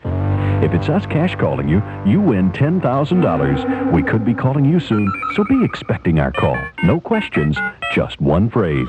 WMAQ is going to make me rich. Say it. Win $10,000 cash from your radio station, WMAQ. Lorn Brown back at Comiskey Park as we go to the 9th inning. The Angels leading here 7-3. Toronto did not score in the 9th, so they're in extra innings. Bergmeyer came on to pitch in the 9th. So they're in the 10th inning now. Boston 6, Toronto 6. Boston will go home, and they'll host Detroit for 3 games while the Yankees host Toronto. Then Toronto will go to Boston for the final 3, and Cleveland will move into New York. So I would have to say that the advantage would have to go to New York, facing Cleveland and Toronto for 6, opposed to the Red Sox, who has to face Detroit and Toronto for 6. Detroit, more of a power ball club than the Cleveland club. Well, most of their power comes from the left side.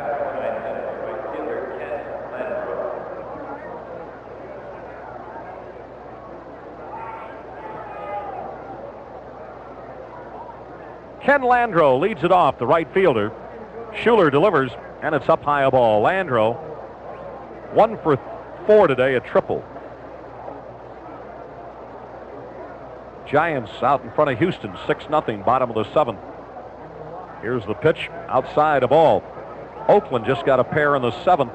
At the end of 7, it's Milwaukee 5 and Oakland 2.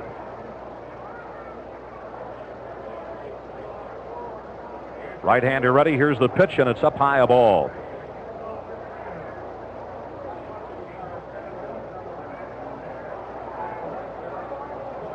Angels breaking it open with a 5-run 6th inning. And the next pitch is a strike, so it's 3-1. Looking ahead to the 9th, the White Sox will have Pryor, Chappis, and Molinaro up. Right-hander ready, here's the pitch, swinging a fly ball to left. Gar coming in, is there, and takes it. 1 out.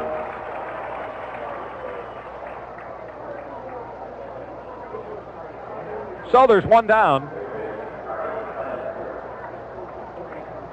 And Carney Lansford, the batter. Lansford with a 2-run homer in the 1st inning. Also singled in the 3rd, 2 for 4 today.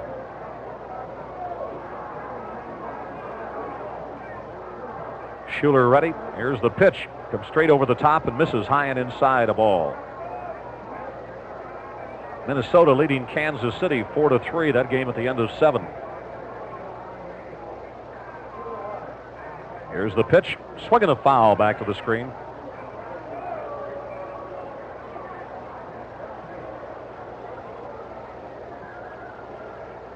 Seven to 3. Angels out in front. This is the rubber match of the 3-game series. Also, as things stand now, the rubber match of the season series, though there are 4 more games to go. Here's the pitch low, a ball, 2-1. Both clubs have split 10 games for the year. White Sox have had good success against the Angels here, winning 5 out of 7. They've lost 3 in a row out in Anaheim. Here's the 2-1 pitch. Swing and a miss, strike 2. Cardinals have tied up the Cubs. 3-3. Game in the 7th. Vukovic against Holtzman.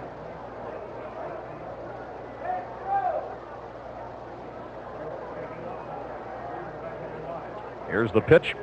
Swinging a foul coming back upstairs. And off the seat between a guy and a gal, and they both get booed as it bounces downstairs.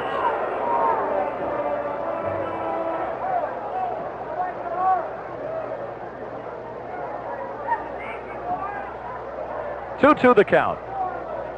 Right-hander ready. Here's the pitch. Fastball popped up. Short left, Chappis down with the sunglasses. Shortstop, and the outfield grass is there and takes it. And there's 2 down.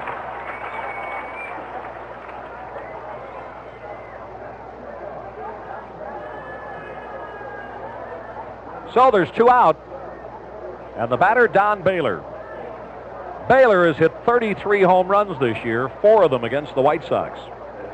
He's driven in 92 runs, 12 of them against the White Sox. Here's the pitch.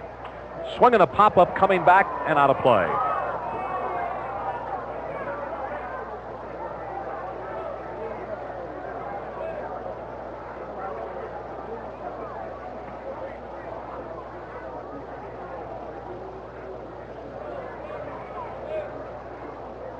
Seven to 3 ball game. Angels leading. Right-hander delivers. Here's the pitch, swinging a grounder, foul to the left side.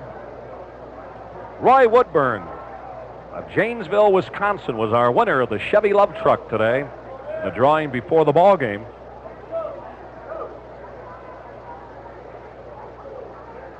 Last year, the Chevy love truck went to a Indiana resident. This year to a Wisconsin resident. Here's the 2-strike pitch, swinging a pop-up. The infield, Foley in front of the plate, now moves to the line, and he grabs it. The umpire says in fair territory, and that retires a side. 1-2-3. Schuler has not pitched much of late. Did a fine job here in relief of Barrios today as we go to the bottom of the ninth. Sox will need 4 to tie and 5 to win it as the Angels lead 7-3. Think of what you could do with $10,000 cash. It's easy to get. All you have to do is when your phone rings, pick it up and say, WMAQ is going to make me rich. If it's us cash calling you, you win $10,000. We could be calling you soon, so be expecting our call. No questions, just one phrase. WMAQ is going to make me rich. Say it. Win $10,000 cash from your radio station. WMAQ. Morning. I'd like to try the breakfast with the hash browns, please. Oh, McDonald's scrambled eggs and sausage and hash browns breakfast with an English muffin. What's the name of it? We don't have a name. You need Punchy here. You need name Punchy quick. Oh, you mean like Egg McMuffin? Greg Bersashtam. McEgg sauce hash brown. McScram. Amscrape. No. Naposaw. Betosa Muffy. McBuffin. Oh, no. McDonald's scrambled eggs and sausage and hash browns breakfast. McDonald's. So you do want that? I'll have that. You got it. We do it all for you. Our scrambled eggs and sausage and hash browns breakfast. Lorn Brown back at Comiskey Park as we go to the ninth inning. The last hope of the White Sox here, who need 4 to tie and 5 to win it. Greg Pryor will lead it off. Nancy Faust of the organ playing the Notre Dame fight song, and now she has come right back with Hail to the Victors, the Michigan fight song. Two met for the first time in years yesterday with Michigan coming out on top 28-14. All right, here's the first pitch to Pryor, inside a ball. Pryor will be followed by Chappis and Molinaro. Hartzell in the windup, the 1-0 pitch, and it's a strike. Greg, 0 for 2 officially today. Here's the 1-1 delivery. Wanted a bunt and misses. Strike 2. We'll take a look at all the baseball results as well as the NFL finals on the Hot Corner Show with Eric Soderholm following the ball game. That will be out at the All-American Bank at 6 o'clock tonight with our buddy Moose Scourin and Johnny Kerr. Kedzie and Addison might see out there. George Pollock and the crew as the pitch is low, a ball. Hit his bat actually, so it's 1-2. A ball and 2 strikes. Hartzell in relief of Ryan delivers inside a ball. Ryan went 7 innings, allowed 3 runs on 5 hits, walked 5, struck out 6. Probably see Nolan next weekend in California. Here's the 2-2 pitch. Swinging a grounder to the shortstop. Anderson has it, throws, he got him, 1 out. 4 in a row retired by Hartzell. The Angels are going home to play Milwaukee while the White Sox remain here to take on the Oakland A's. They're going to pitch Ossie on Tuesday and Dave Frost on Wednesday. So we'll probably see the same rotation as we saw in this series. Tanana, here's the pitch to Chappis, and it's a strike. Tanana, Knapp, and Ryan, as well as Ossie. Here's the 1-strike pitch, swinging a hopper off the mid of the pitcher to the shortstop. Has it, throws, he got him. That ball went right to the shortstop off the mid of the pitcher, and he throws Chappis out. That goes 1-6-3. So 2 up and 2 down here in the ninth. The last hope, Bobby Molinaro. 0 for 3 today. He's gotten on once on a walk.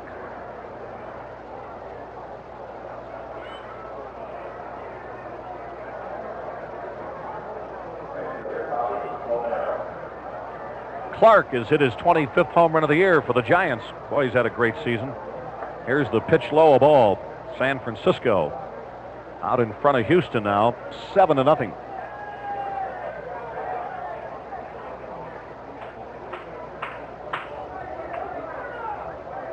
That game in the ninth. Right-hander ready. Here's the pitch, and it's inside on the corner, a strike. 1 ball and 2 strikes.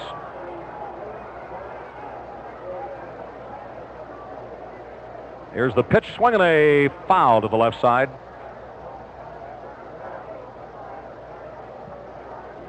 1-2 the count.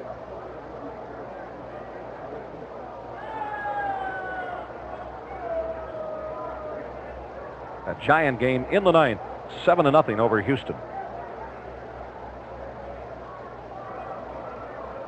A 1-2 pitch, swinging a grounder to the right side. Jackson, the first baseman, has it, flips to the pitcher covering, but it's a foul ball. It went off the foot of Molinaro, so he'll remain alive, though his foot is aching right now.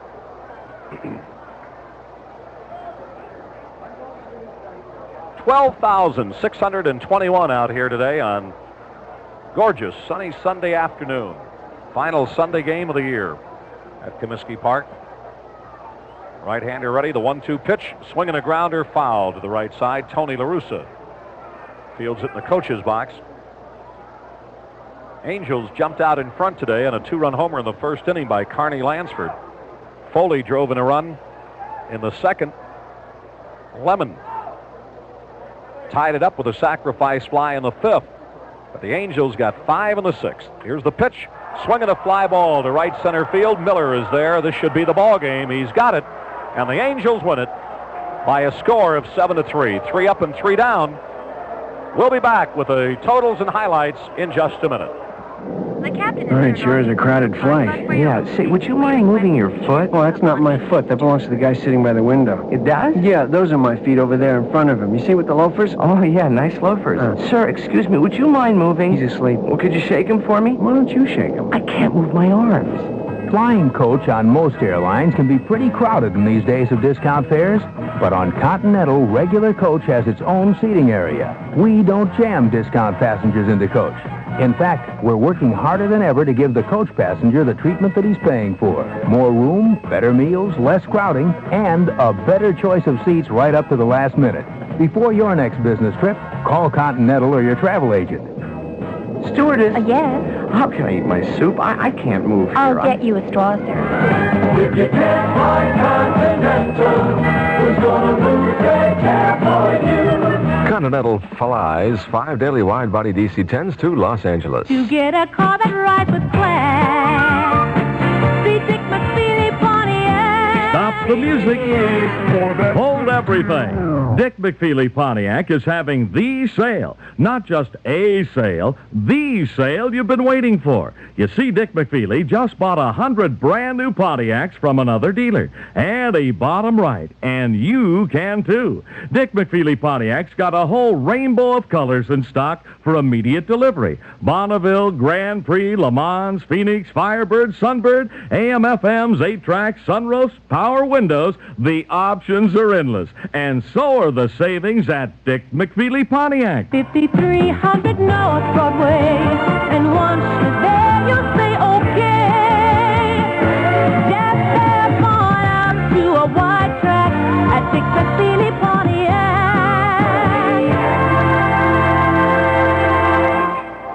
Here are the totals in the ball game for the victorious Angels. 7 runs, 11 hits, 1 error, 6 men left on.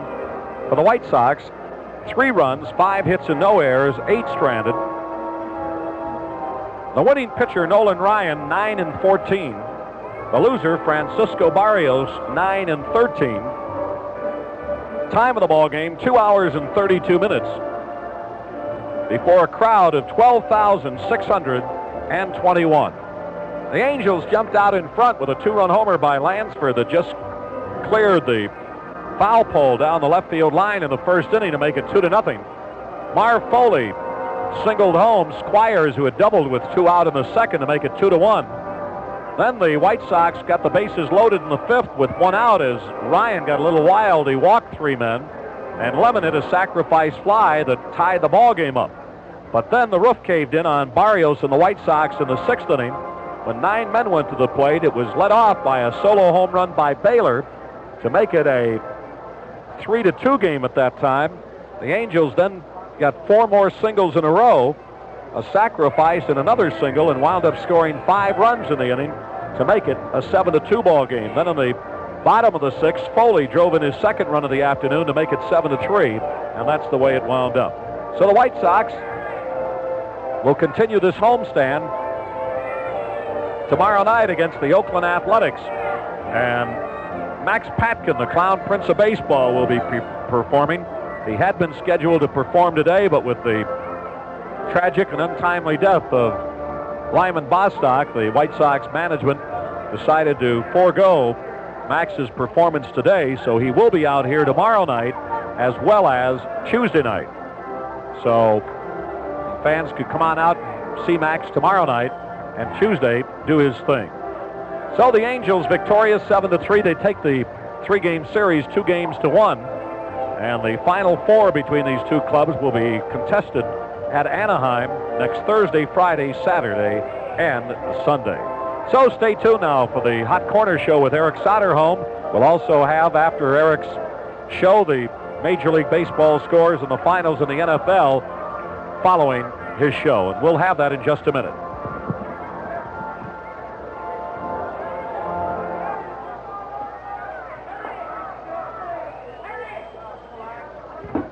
Nick Solozzi and Maury Edelson are fighting inflation, and here's how. Nick and Maury are marking down over 150 like-new executive-driven 1978 Chevys, marking them down to a point where you can save up to $1,500 on everything from Caprices to Impalas to economy Chevettes and Novas. And these Chevys have all the luxury options like T-tops, sunroofs, and full power. Because C&E executives change cars 3 or 4 times a year, all these specially marked down Chevys are in great shape, and so is the C&E inventory. But these cars are going to disappear fast, so you better act now. See Nick Solozzi and Maury Edelson and save up to $1,500 on the executive-driven Chevy of your choice. Solozzi Edelson Chevrolet at Roosevelt and York Roads in Elmhurst. If you're coming out from Chicago, C&E is right off the Eisenhower Expressway. Lorn Brown back at Comiskey Park, and now here's Eric Soderholm. Well, Lorn, today is my birthday, and I wanted to say a great big thank you to all the wonderful fans who gave me cakes and cards and gifts. Although if I eat all those cakes, I'm going to get awful fat over the winter and I have to do some serious training, which might be good. And I just want to say again, thank you. You all have been great, and it was a wonderful, I think my best birthday that I've ever had, and that's the 30th. And you're as young as you feel, and I feel terrific. The poems this year have been the forte of the program, and I just thought that it would be appropriate to read a couple poems that were sent in to me for my birthday. And let's do that right now. The first one is sent in by Kathy Hale, and it's called A Birthday Is. A birthday is a day that we each are born. A birthday is a cake, ice cream, and napkins that are torn. A birthday is a phone call from a friend far away. A birthday is a song sung by the morning blue jay. A birthday is laughter, happiness, and joy. A birthday is friends and parties, and for a child a new toy. Some people try to pass away birthdays unnoticed and unmissed. They settle for keeping quiet and a quick little kiss. We are all privileged to be able to have birthdays that we can celebrate. Don't take your day lightly, because it's just too great to hate.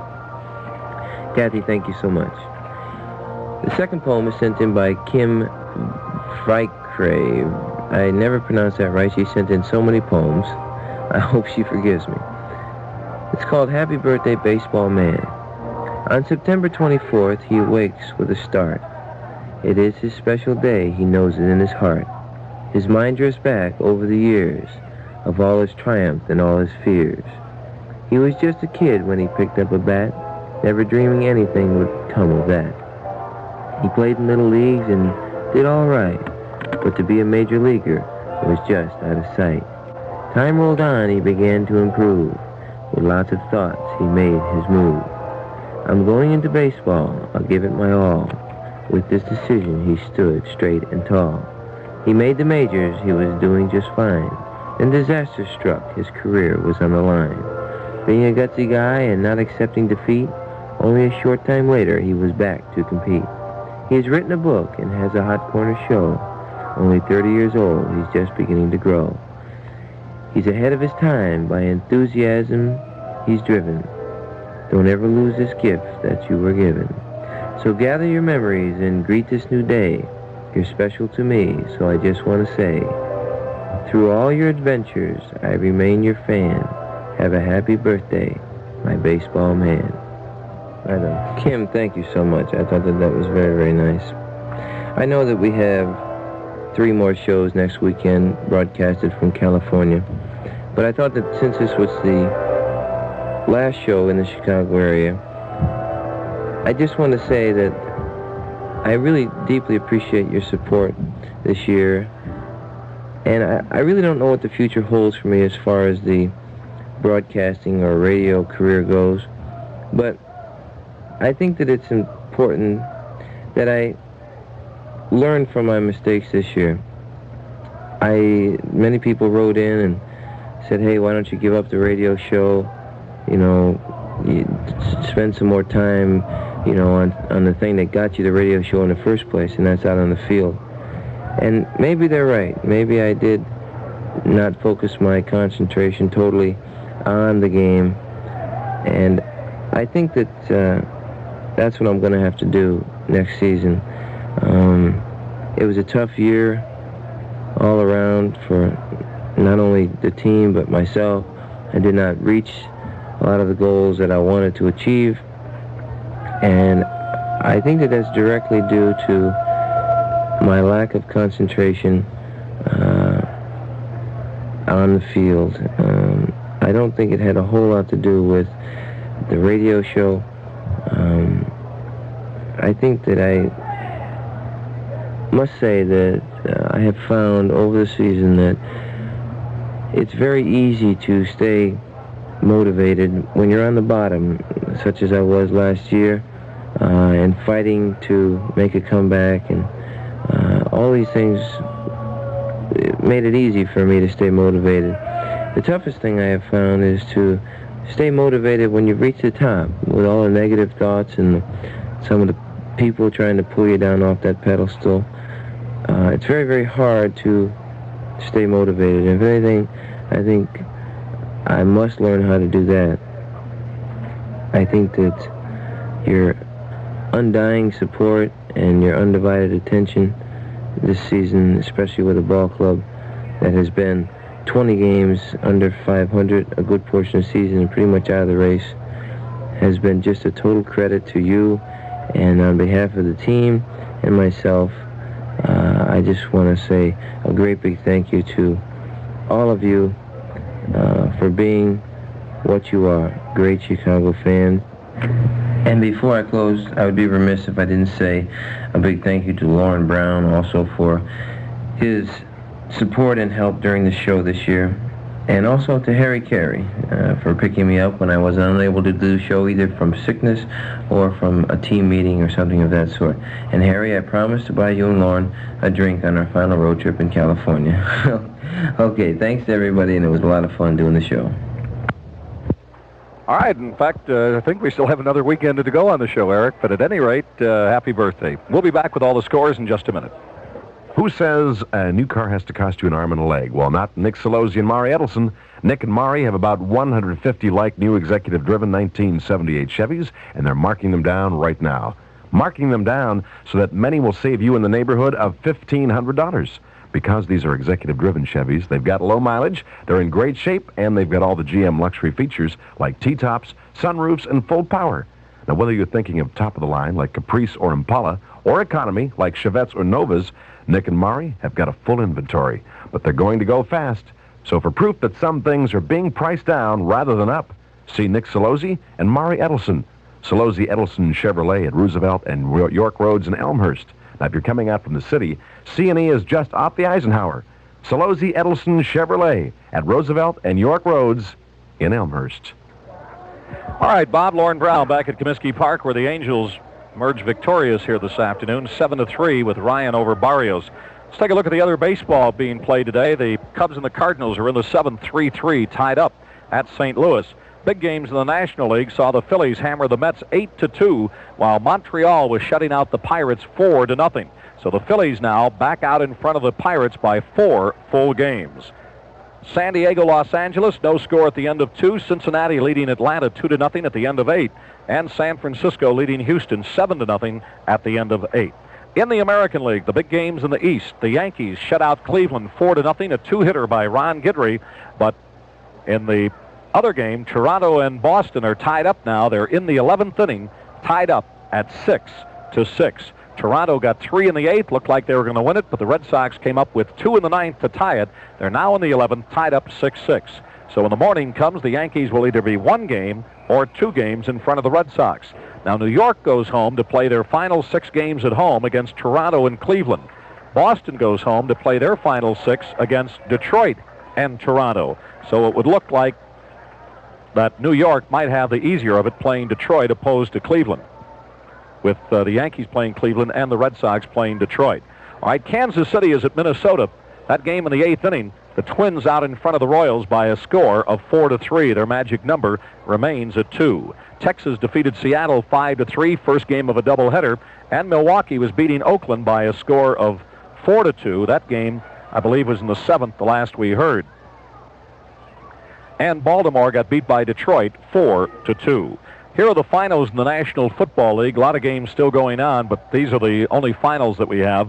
Philadelphia defeated Miami 17-3. The LA Rams over Houston 10-6. New Orleans nipped Cincinnati 20-18. Buffalo defeated Baltimore 24-17. Washington defeated the Jets 23-3. 2 games finished in overtime. Pittsburgh beat Cleveland in overtime 15-9, and Denver beat Kansas City in overtime 23-17. And here at Comiskey Park, it was the California Angels beating the White Sox 7-3. So the White Sox will play their final 2 games at Comiskey Park tomorrow night and Tuesday night. It'll be the White Sox going against the Oakland A's in the final 2 home games of the year. We'll be on the air at 7:15 with Harry's warm-up show, and game time will be at 7:30.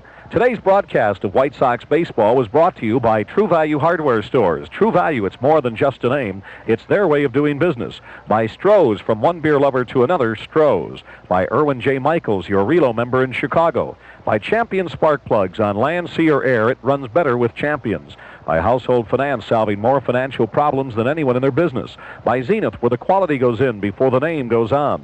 By Clark Lift of Chicago, with 5 locations in the Chicagoland area. And by the Association of Chicagoland McDonald's Restaurants. McDonald's salutes the families of America. And by the folks at Chevrolet, along with Chevrolet dealers coast to coast, who invite you to come on in and see a winning lineup of cars in 1979. And by the way, the winner of the WMAQ Chevrolet White Sox Love Truck, Roy Woodburn of Janesville, Wisconsin, was the lucky winner in the drawing here before the ball game. Again, the final today, 7-3, California out in front.